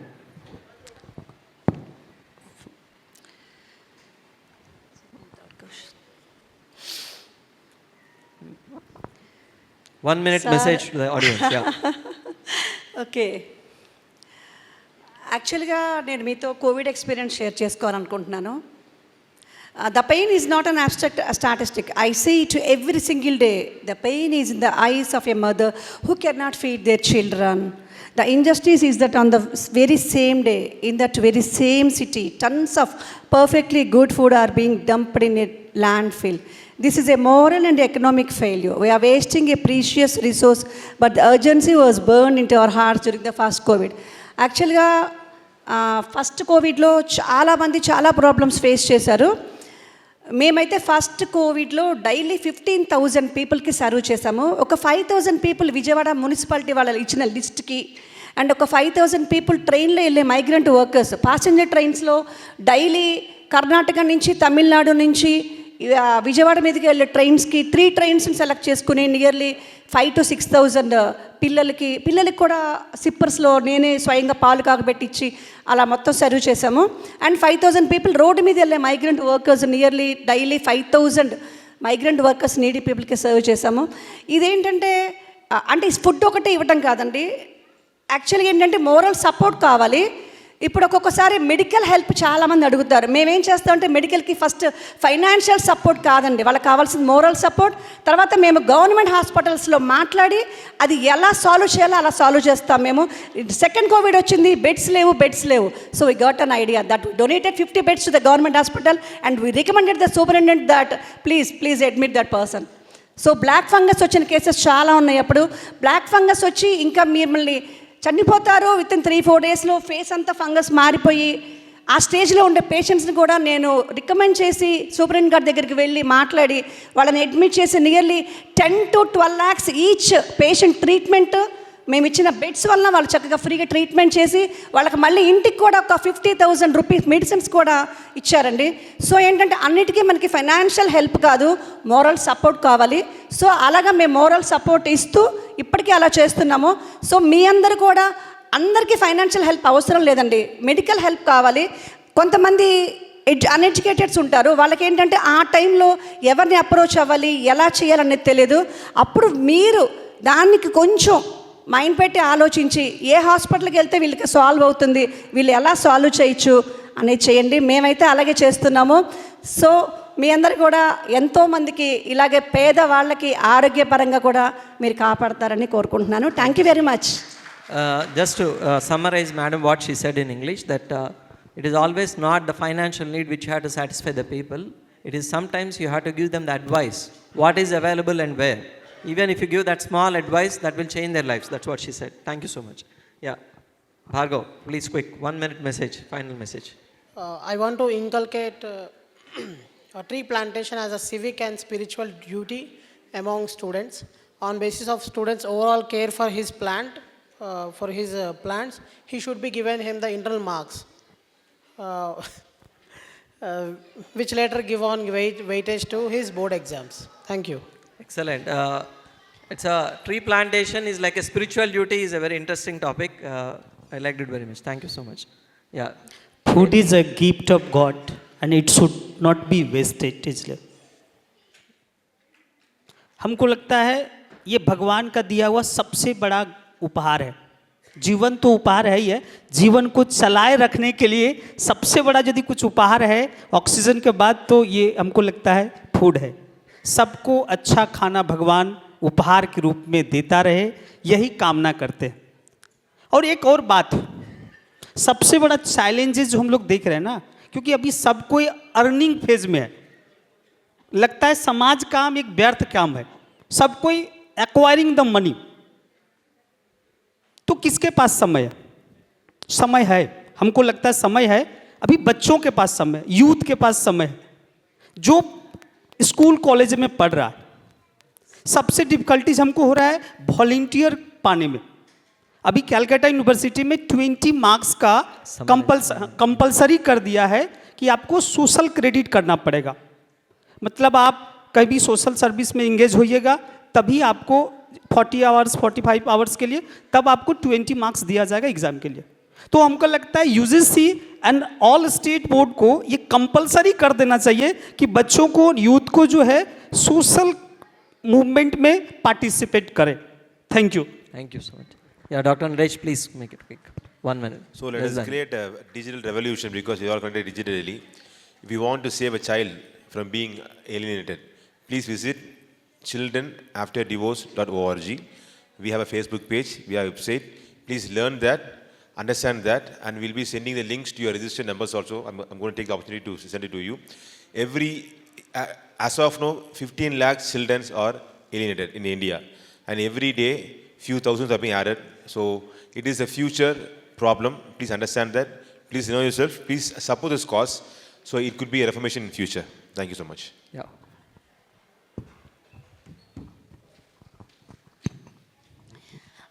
So the urgency lies in what's unseen, especially when it's associated with women. A lot of hands, a lot of mouths, a lot of eyes try to ignore intentionally or unintentionally due to stigma, taboo, or whatever. So our RTM initiative and RTM social reform, which we have chosen, is addressing such a big issue because the movement can be started, but it only will be successful if communities accept to start using sustainable practices. Government schools and all the schools make sure they include menstrual education in their curriculum, and the corporates ensure that they start using sustainable and no waste practices. Only then we can talk and think about a greener sustainable planet. And I repeat, menstruation and waste disposal is not a women's issue. So even the men in the room have to include and talk about this. It's no more a taboo, no more a silence such topic. That is what we also call our campaign which we run, Suhat Shakti campaign, from shh to empowerment, from shh to Shakti. So we are empowering these underprivileged women, and why it matters is because globally more than 500 million women do not have access to menstrual hygiene. So that is why it matters. Only in India, every year 355 million women, they menstruate, but unfortunately and very shamefully, hardly 50% have the access. and you say, okay, why do I care? Because it leads to cervical cancer, it leads to mental, trauma, it leads to lack of confidence, it leads to these girls missing their schools, and so much more. So I plead everyone in this room today to pledge along with me, not only women but also the men, that we will say no to plastic pads from today. If you are a man, please go back and tell your daughters, your sisters, your wife, your mothers that, okay, let's use sustainable practices for a future which is sustainable, as we have seen in the previous years. Thank you so much. Jai Hind. Excellent. Thank you so much. Thank you, everyone. So we will give our key message from Brahma Samaj side. Yeah, what you have to remember, take away from this discussion. We request you to remember about 3 C's. You heard about 3 D's, 3 M's and all. Now you have to worry about 3 C's. The first C is about character. Anything if you wanted to do whatever you heard here, unless you have a character, unless you have a compassion. What do we mean by character? Stopping the evil forces within us. The jealousy, the hatred, the ego, the pride. You have to control these negative feelings, negative shades, which is called Arishad Vargas. Kama, Krodha, Mada, Macharya, Lobha, Moha. Laziness. Unless you fight out these evils, you will not be able to do any good.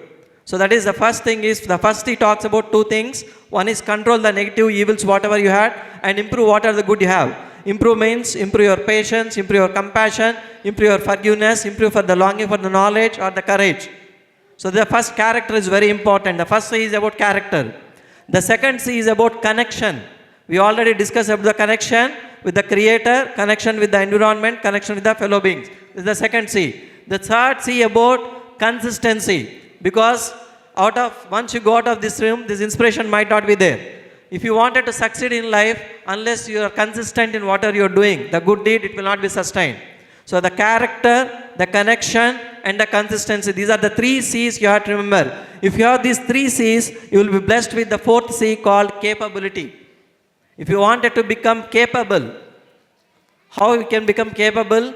You have to have a character, connection and consistency, then you will become capable. Then you can become like a Raja Raman Rai or any other reformer. Thank you so much.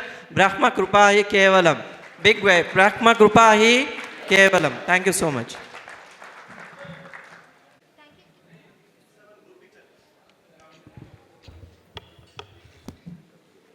And panelists for such a thoughtful discussion. Now I invite Mrs. Rekha Sahani ma'am to felicitate our esteemed panel members.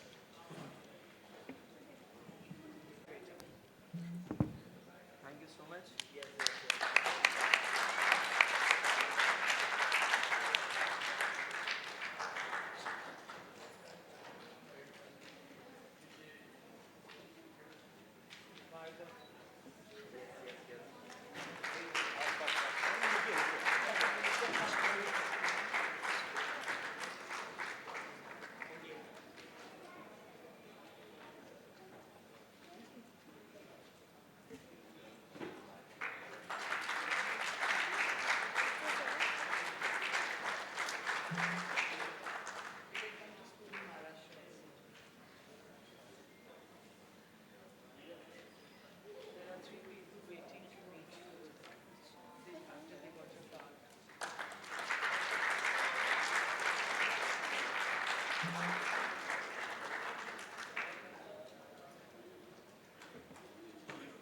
There is Roti Bank in Bombay and other places.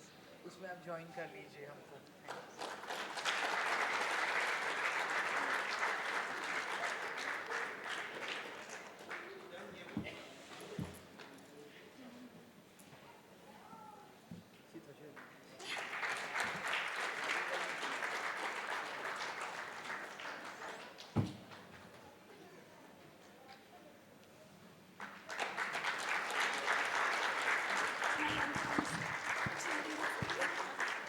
What a passionate group you saw over here on stage, how they were talking. So at least give them a passionate clap, please.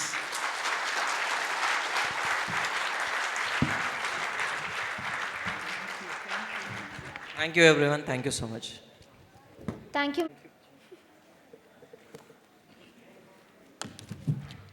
As we continue our journey of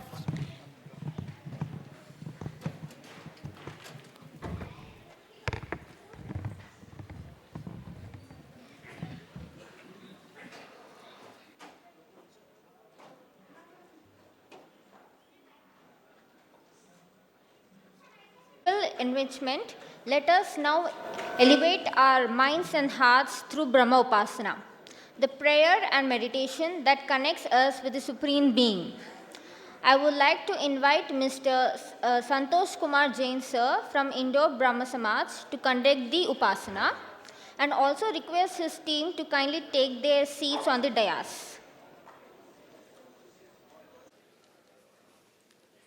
परम आदरणीय वंदनीय भव्य आत्माओं, बंधुओं, माताओं, बहनों एवं पितृतुल्य पूजनीय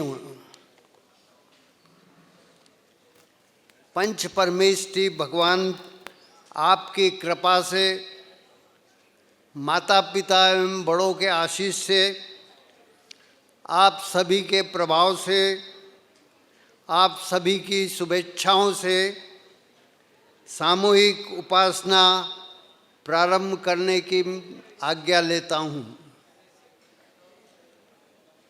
श्रवण, मनन एवं वाचन करने की आप सभी से इजाज़त लेता हूँ। यह सायंकालीन ब्रह्मोपासना प्रारंभ करने के पूर्व मैं आप सभी से रिक्वेस्ट करूंगा कि कृपया फोल्डेड हैंड से अपने हृदय पर रखें और उसके पश्चात इसको अपने मस्तिष्क पर लगावें, ताकि दिल एवं दिमाग दोनों से भाव वंदनों को अपने माता पिता, अपने इष्ट, अपने व्यवहारिक गुरु, अपने आध्यात्मिक गुरु आदि के श्री चरणों में भाव वंदन कर अर्पित कर उनसे ऐसा आशीष प्राप्त करें कि हमारे मन मस्तिष्क में समृद्धि, आरोग्य एवं ज्ञान की ज्योत जगे।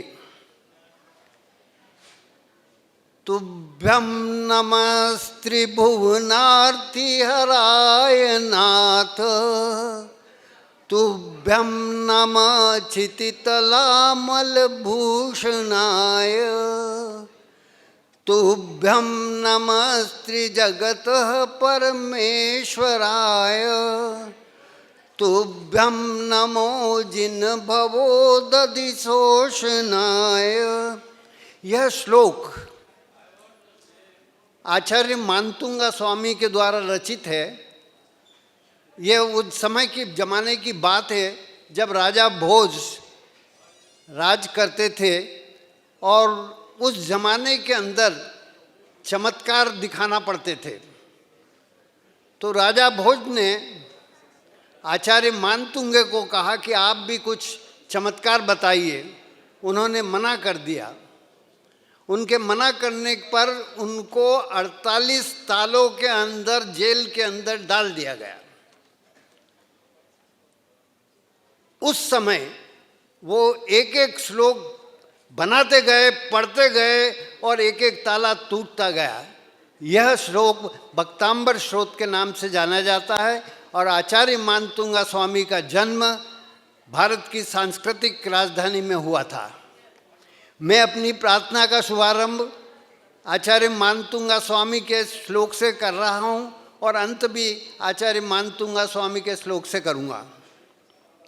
इसका मतलब ये है, हे नाथ, आप तीनों लोगों के कष्टों को दूर करने वाले हैं और जन्म, जरा, मृत्यु रूपी संसार समुद्र से पार पहुंचाने वाले हैं। आप भूमंडल में निर्मल भूषण हैं, अतः आपको बारंबार नमस्कार, बारंबार नमस्कार। हे श्रद्धावानों, अनंत अनंत उपकारी परमात्मा की उपासना करने के लिए हमें ये जीवन प्राप्त हुआ है। परमात्मा की उपासना के इसी मानव योनि में ही संभव है। 4 गति और 84 लाख योनि में घूम फिर करके आपको मानव जीवन प्राप्त हुआ है। ये 4 गति है, नरक गति, तिर्यंच गति, मानव गति और देव गति। और परमात्मा की उपासना केवल मानव गति में ही संभव है। अब 84 लाख योनि का आप उल्टा कर दीजिए तो ये हो जाएगा 48। हमारा निवेदन रहा था कि उपासना जो होती है, ऐसा ज्ञानी जन फरमा गए हैं कि उपासना हमेशा कम से कम 48 मिनट की होना चाहिए। मुझे 30 मिनट का समय दिया है, अल्प समय दिया है। मैं प्रयास करूंगा कि अल्प समय के अंदर इसको समाप्त करूं। अब 48 मिनट इन्होंने कैसे तय किए? कहा है कि प्रति घंटे सिर्फ 2 मिनट निकालिए प्रभु की उपासना के लिए। 24 घंटे के अंदर कितने मिनट हो गए? 48 मिनट। एक पल 24 मिनट का होता है और 2 पल 48 मिनट के होते हैं। कहते हैं कि 2 पल की उपासना करो, 2 पल का प्रभु का स्मरण करो, 2 पल की आप प्रार्थना करो। यह 2 पल 48 मिनट है। और यदि 48 मिनट से कम आपने उपासना करी तो आपकी फलित होने वाली नहीं। वैसे वो तो दर्शन हो गया कि स्कूटर पे बैठ के जा रहा हूँ, महादेव जी का मंदिर आया, मैंने दर्शन किया और चल दिया।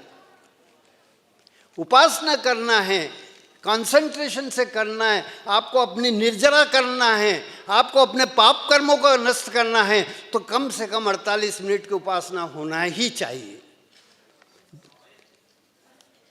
बंधुओं, इस 48 मिनट के अंदर आप 6 काय जीव की रक्षा करते हैं।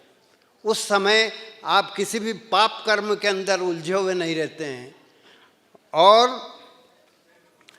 24 तीर्थंकर का भाव लेकर के, चाहे 24 तीर्थंकर वो सनातन धर्म के हों, चाहे वो 24 तीर्थंकर जैन धर्म के हों, चाहे कुछ भी, उनका भाव लेकर के आप चलते। आप देखते हैं आपके राष्ट्रीय ध्वज के अंदर जो बीच में चक्र बना हुआ है और उसके अंदर जो चाड़ियाँ हैं वो भी 24 ही है, गिन लेना आप।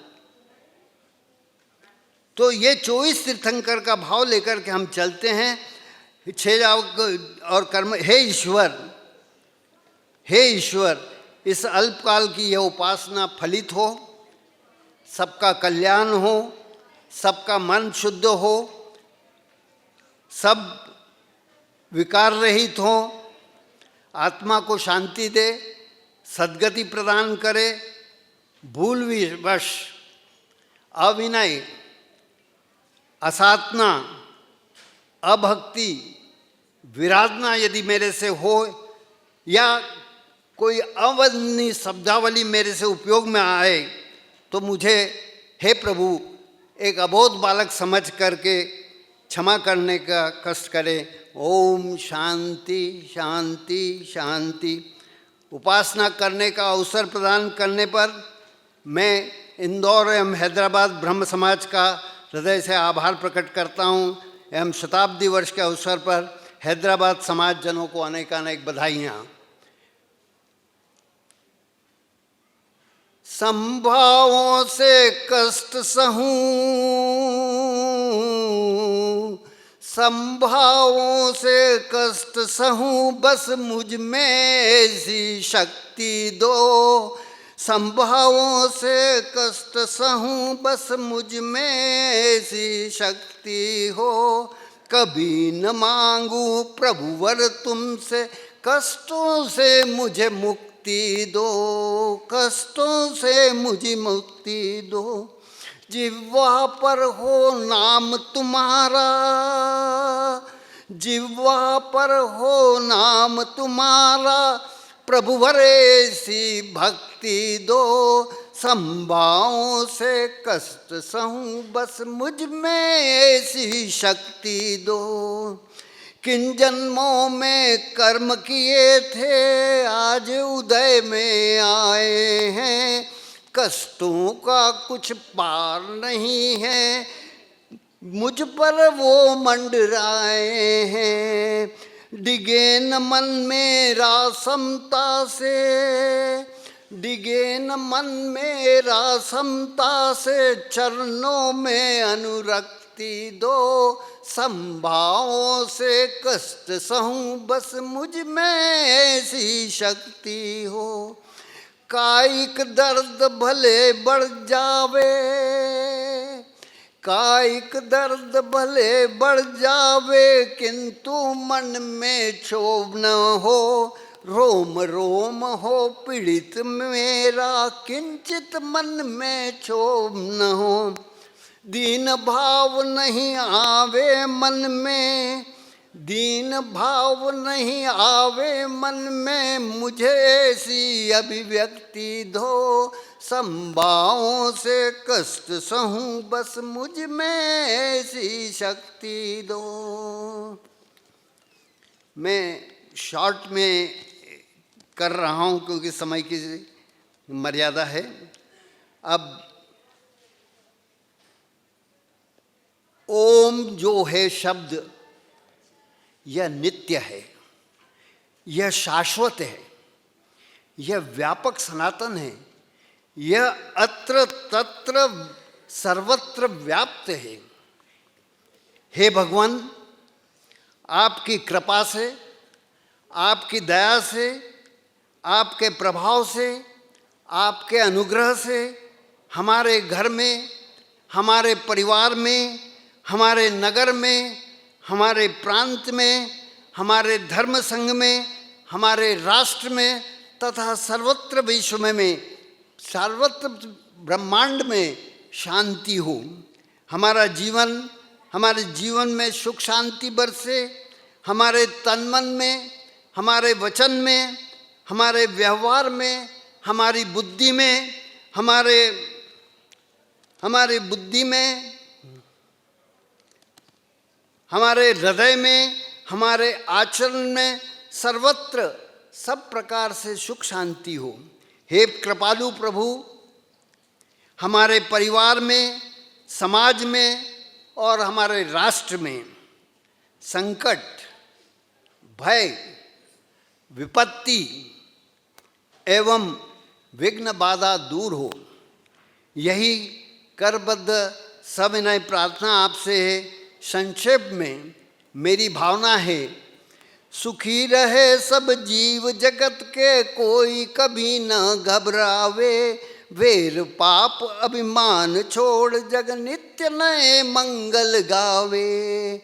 रहे भावना ऐसी मेरी, सरल सत्य व्यवहार करूं, बने जहाँ तक इस जीवन में औरों का उपकार करूं, औरों का उपकार करूं। अब मैं एक भजन ले रहा हूं, सृष्टिकर्ता ईश प्यारे।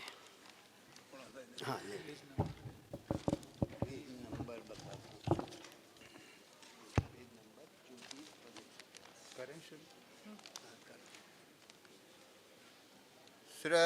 सृष्टिकर्ता ईश प्यारे, एक हो तुम एक हो, रूप रख कर भी अनेकों, एक हो तुम एक हो।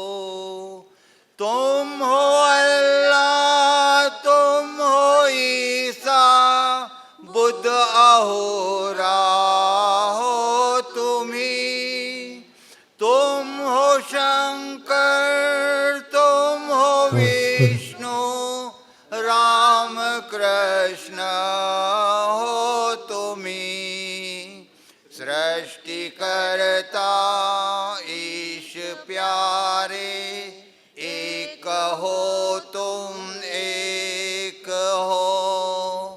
वेदों ने जो तुमको गाया, बाइबल ने तुमको पाया, कुरान भी है तुम्हारी छाया, एक हो तुम एक हो। सृष्टिकर्ता ईश प्यारे,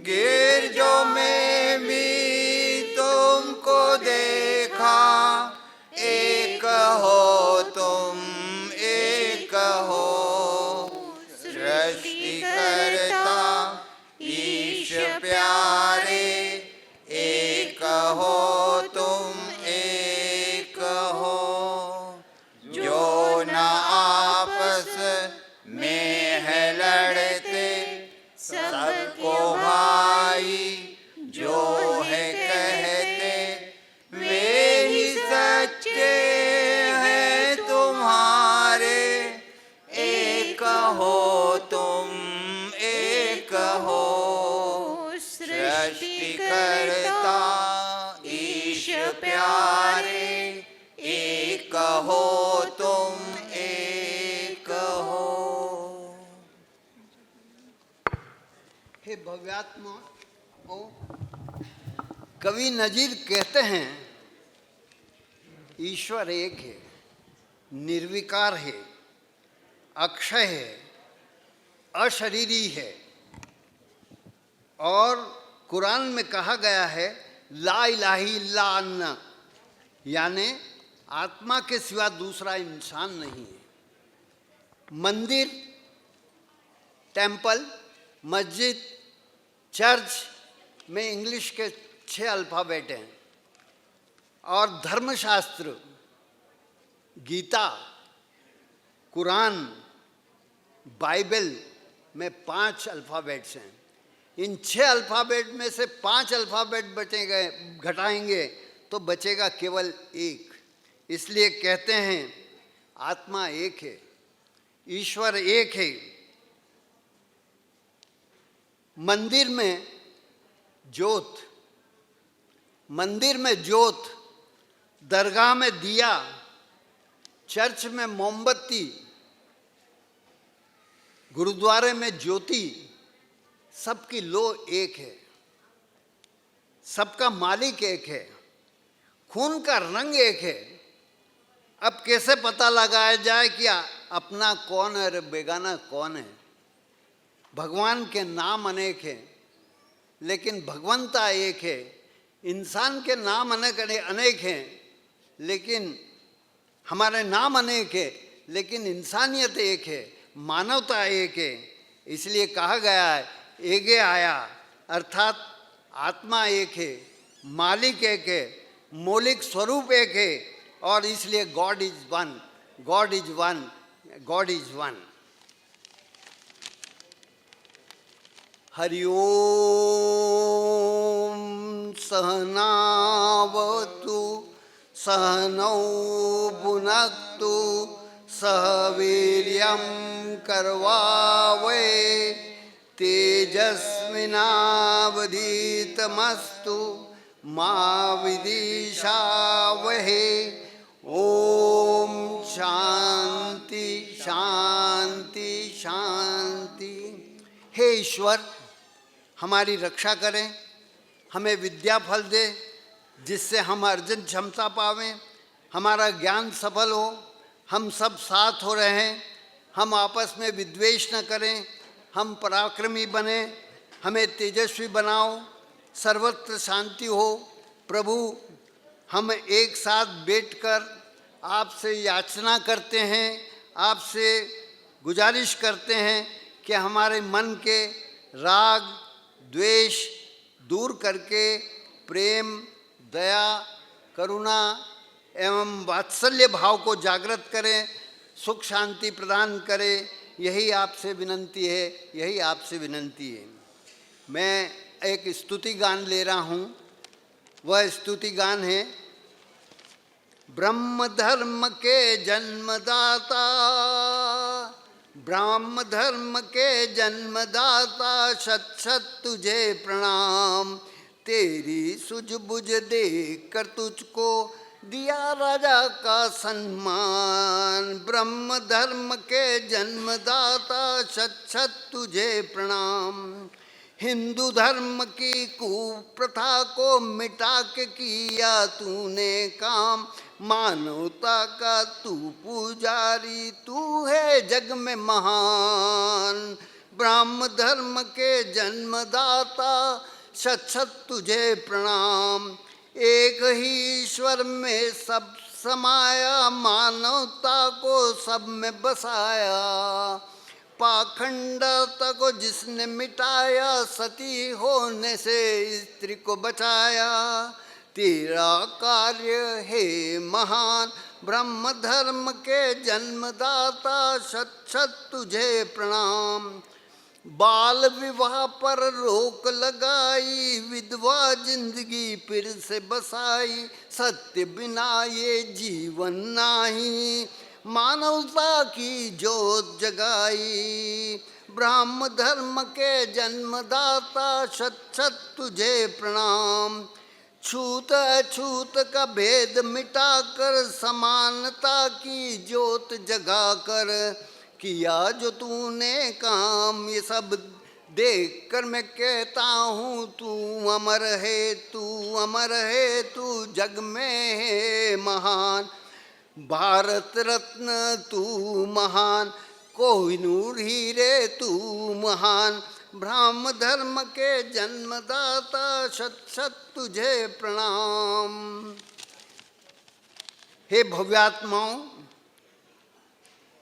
आदर सम्मान केवल उन्हें प्राप्त होता है जो दूसरों के लिए जीते हैं। राजा की अमरवाणी, परमात्मा अद्वितीय है, उपासना शुभ है, मूर्ति या जड़ पूजा को महत्व मत दो, धर्म ग्रंथों संतों की वाणी को मानो। आत्मा अमर है, प्रभु के प्रिय कार्य करो, कर्म प्रमुख है, मानव को बंधु या भगिनी मानो। स्वार्थ अहंकार का त्याग करो, यही ब्रह्म भावना है। अतः ऐसे उपदेशक कोहिनूर हीरे के लिए ब्राह्म समाज ऑल इंडिया कॉन्फ्रेंस, ब्राह्म समाज, सभी समाज से मैं निवेदन करता हूँ कि वह रत्नालंकरण से राजा राम मोहन राय को सुशोभित करवाने में प्रयास करे। भारत सरकार के गृह मंत्रालय को पत्र लिखे कि राजा राम मोहन राय को भारत रत्न से अलंकृत किया जावे। कहते हैं किसी एक के चले जाने से जिंदगी अधूरी नहीं रहती है, लेकिन लाखों के मिल जाने पर भी उस एक की कमी पूरी नहीं होती है, उस एक की कमी पूरी नहीं होती। मैं दूसरा भजन आपकी इजाज़त से ले रहा हूँ। पायो जी मैंने राम रतन धन पायो, पद पेज 207, पद 777।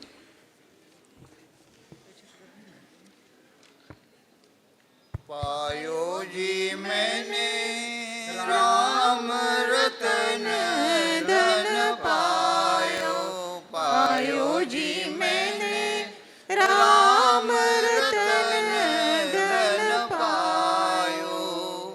पूंजी भई मोरी बहुत जतन से, पूंजी भई मोरी बहुत जतन से, जग में सेठ कहलायो,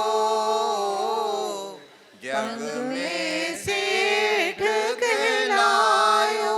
पायो जी मैंने राम रतन धन पायो। खावत खर्चत पूंजी न टूटत, खावत खर्चत, खावत खर्चत पूंजी न टूटत। दिन दिन होत सवायो, दिन दिन होत सवायो। पायो जी मैंने राम रतन धन पायो। राजन दंडत चोरन लूटत, राजन दंडत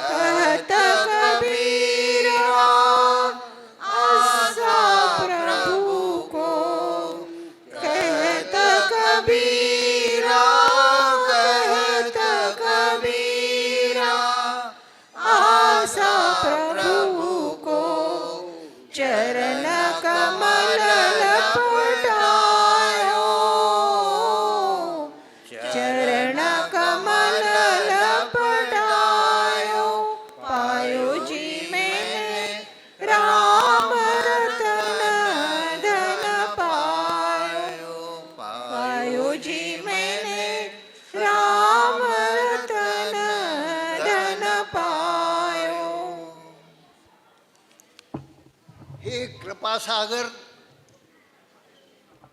तीनों लोकों की पीड़ा हरने वाले, आपको मेरा नमस्कार हो। हे प्रभु, तू अंधकार में दीपक है, तू गरीब का धर्म है, तू भूखों का अन्न है। होठों की सुर्ख दीवारों पर तेरा पवित्र नाम जगमगाता है। हृदय के शिखर पर आपकी करुणा का परचम लहराता है। हे नाथ, आपकी निर्विकार आंखें, आपका मुस्कुराता चेहरा अपार करुणा से तरबतर, आपका सुंदर रूप देख मैं दीवाना हो गया हूँ। आप पर फिदा हो गया हूँ। अतः जीवन में सुखी रहने के लिए प्रभु हमें दो चीज़ जरूर देना, एक सहन शक्ति देना, एक समझ शक्ति देना। हे प्रभु, ये 134वां अखिल भारतीय वार्षिक पर्व जीवन के द्वार पर दस्तक देने आया है। अतः सभी सुखी हो। यह पुनः आएगा, यह पुनः आएगा, अगले वर्ष पुनः आएगा। अतः सभी संकट रहित हो, सबका कल्याण हो, सभी मंगल के साक्षी हो, अंतर की शांति प्राप्त हो। अतः ज्ञानी फरमाते हैं कि आप हमारे पथ का प्रदर्शन करें। अस्तो माँ सद्गमय, हमें प्रकाश की ओर, सत्य, ज्ञान एवं अमृत की ओर ले चलो। भगवान, आप कैसे हैं? आपको हमारी याद आती है या नहीं? आप हमारे मन मंदिर में कब आओगे? बिन आपके सब सुना है। आप हमारी रक्षा करें, आप हमारी रक्षा करें। मेरा स्नेह लाभ यह जारी है। अब आपकी बारी है। आपकी रहमतों का तलबदार हूँ। आपसे गुजारिश है, ए खुदा मुझे मेरी पुरानी तहजीब लौटा दे। ए खुदा मुझे मेरी पुरानी तहजीब लौटा दे। आँखों में पानी और सीने में वफ़ा दे दे, सीने में वफ़ा दे दे। मैं अंतिम फेज़ में आ रहा हूँ और 2-3 लाइन ही एक भक्ति गीत की गा रहा हूँ, क्योंकि जीवन में जन्म से लेकर जनाजे तक शुक्रिया का बहुत महत्व होता है। मुझे तुमने दाता बहुत कुछ दिया है, तेरा शुक्रिया तेरा शुक्रिया है। लिया कुछ नहीं बस दिया ही दिया है, तेरा शुक्रिया है, तेरा शुक्रिया है। न मिलती अगर मुझको ताकत तुम्हारी, तो क्या थी जमाने में औकात हमारी। तुम्ही ने तो जीने के काबिल बनाया, तेरा शुक्रिया है, तेरा शुक्रिया है। बंधुओं, जीवन में मिली खुशियों के लिए आभार अवश्य प्रकट करना चाहिए। जन्म से लेकर जनाजे तक अनेकों के उपकार होते हैं, उन्हें कभी नहीं भूलना चाहिए। हमें कृतज्ञता प्रकट करनी चाहिए। धन्यवाद से जीवन आसान लगने लगता है। शुक्रिया अदा करने से आगे की राह आसान हो जाती है। शुक्रिया अदा करना विनम्रता का सूचक है। व्यक्ति शिष्ट तथा व्यवहार कुशल समझा जाता है। हमें सर्वप्रथम अपने माता पिता का, संकट में साथियों का, मार्गदर्शक गुरुओं का, धर्म गुरुओं का, जिन्होंने जीवन सिखाया है, का आभार मानो। सभा के समापन पर भी वोट ऑफ थैंक्स होता है। अतः जिन्होंने जीवन सिखाया उनका मानो आभार। कॉन्फ्रेंस आयोजकों का मैं शुक्रिया अदा करना चाहता हूँ, आभार प्रकट करना चाहता हूँ, धन्यवाद प्रकट देना चाहता हूँ। उनके उपकार, उनकी कृतज्ञता, उनकी आवभगत, उनके खान पान आदि की सब व्यवस्था के, शानदार व्यवस्था के लिए उन्हें बहुत बहुत धन्यवाद। अतः हम सब लोग भी ऐसा कार्य करें जो सर्वजन हिताय हो, सर्वजन सुखाय हो। लास्ट में क्षमा मैं आपके सामने ले रहा हूँ। हे परमेश्वर, आपकी पूजा अर्चना कैसे करें? आपको कैसे मनाएं? प्रार्थना बोलने में, पढ़ने में, मात्रा, प्रार्थना बोलने में, पढ़ने में कोई ह्रस्व, दीर्घ, कामना, मात्रा, अनुस्वार, पद, अक्षर, न्यूनाधिक, विपरीत पढ़ने में आया हो, बोलने में आया हो, बोलने में गलती हुई हो तो अनंत सिद्ध केवली भगवान की साक्षी से क्षमा चाहता हूँ। प्रभु आपके अनंत गुणों का वर्णन करने की शक्ति मुझ में नहीं है। फिर भी आपको भक्ति के वश स्तुति करने के लिए अपनी शक्ति का विचार किए बिना ठीक उसी प्रकार से प्रवृत्त हुआ कि जैसे कोई हिरनी अपने शिशु के रक्षण के लिए शेर के सामने भी दौड़ जाती है। वह जानती है परंतु फिर भी सिंह का सामना करती है। अत्यंत सुंदर काव्य रचना मानतुंगा स्वामी ने इसके लिए कही है। सोऽहं तथापि तव भक्तिवशान मुनिश कर्तुं तवं विगत शक्तिरपि प्रवर्त प्रीत्यात्मवीर्यमविचार्य मृगो मृगेन्द्रं नाभ्येति किं निज शिशो परिपालनार्थम। प्रार्थना को विराम देने की आपसे आज्ञा लेता हूँ और आप सभी महानुभावों का हृदयपूर्वक पुनः वंदन, अभिनंदन एवं आभार। धन्यवाद धन्यवाद धन्यवाद।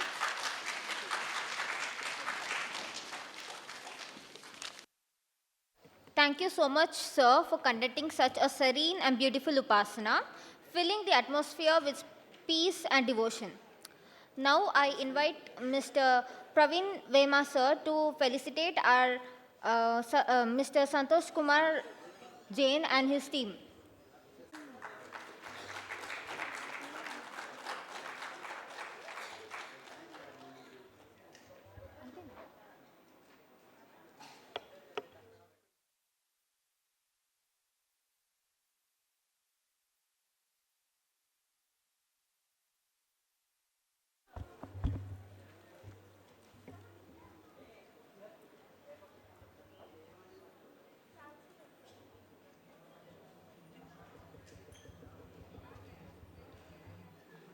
The Sangeet Upasana, a musical offering dedicated to the Supreme Spirit. Now I would like to invite Mr. and Mrs. Aniruddha Rakshit, sir, to sing a hymn. Sing a hymn.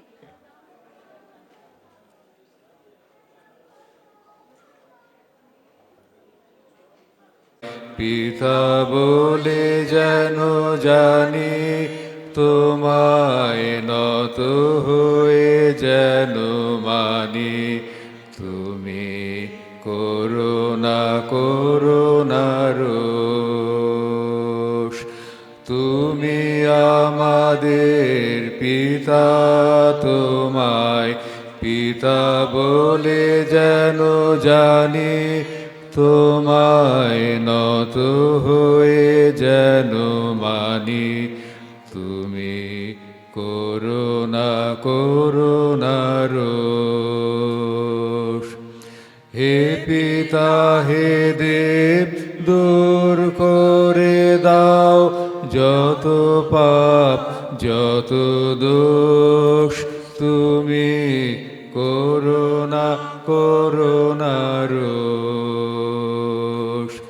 হে পিতা হে দেব, দূর করে দাও যত পাপ যত দোষ, তুমি করুণা করুণা রোষ। যাহা ভালো তাই দাও আমাদের, যাহাতে তোমার তোষ, তুমি করুণা করুণা রোষ। যাহা ভালো তাই দাও আমাদের, যাহাতে তোমার তোষ, তুমি করুণা করুণা রোষ। তোমা হতে সব সুখে পিতা তোমা হতে সব ভালো তোমাতে সব সুখে পিতা তোমাতে সব ভালো তোমা হতে সব সুখে পিতা তোমা হতে সব ভালো তোমাতে সব সুখে পিতা তোমাতে সব ভালো তুমি ভালো হে তুমি ভালো সকল ভালোর সার তোমারে নমস্কার হে পিতা তোমারে নমস্কার তোমারে নমস্কার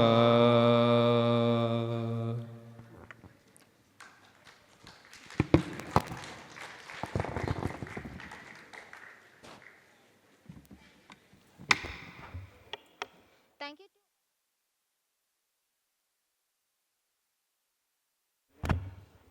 Thank you to all of you for rendering a melodious hymn. Now I would like to invite Indore Brahma Samaj for singing a bhajan. बोला देता हरि बोला घेता हरि बोला देता हरि बोला घेता आस्था घेता हरि बोला आस्था घेता हरि बोला हरि बोला देता हरि बोला घेता आस्था घेता हरि बोला आस्था गाता हरि बोला खाता हरि बोला गाता हरि बोला खाता सर्व कार्य करता हरि बोला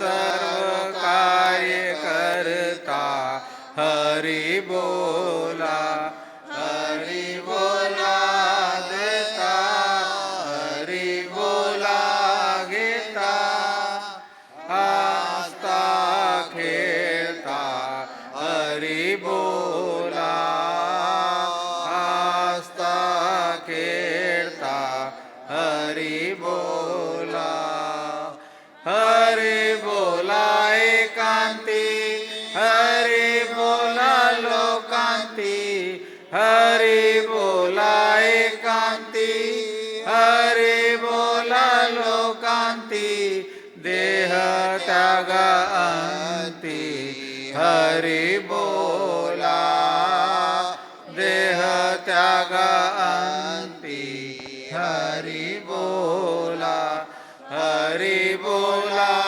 देता हरि बोला घेता आस्था घेता हरि बोला आस्था घेता हरि बोला हरि बोला मानता हरि बोला मानता हरि बोला मानता हरि बोला कांडता उठता बैसता हरि बोला उठता बैसता हरि बोला हरि बोला देता हरि बोला घेता आस्था खेळता हरि बोला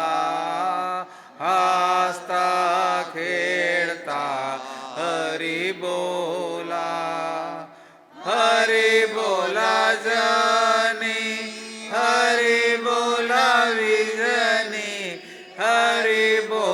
भजनी हरि बोला विजनी एका जनार्दनी हरि बोला एका जनार्दनी हरि बोला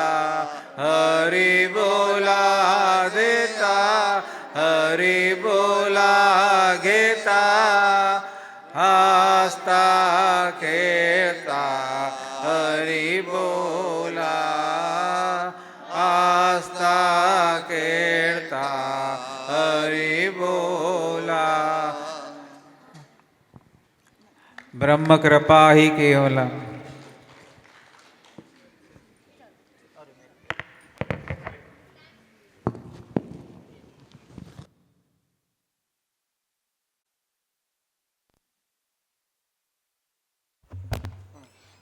Thanks to Indore Brahma Samaj.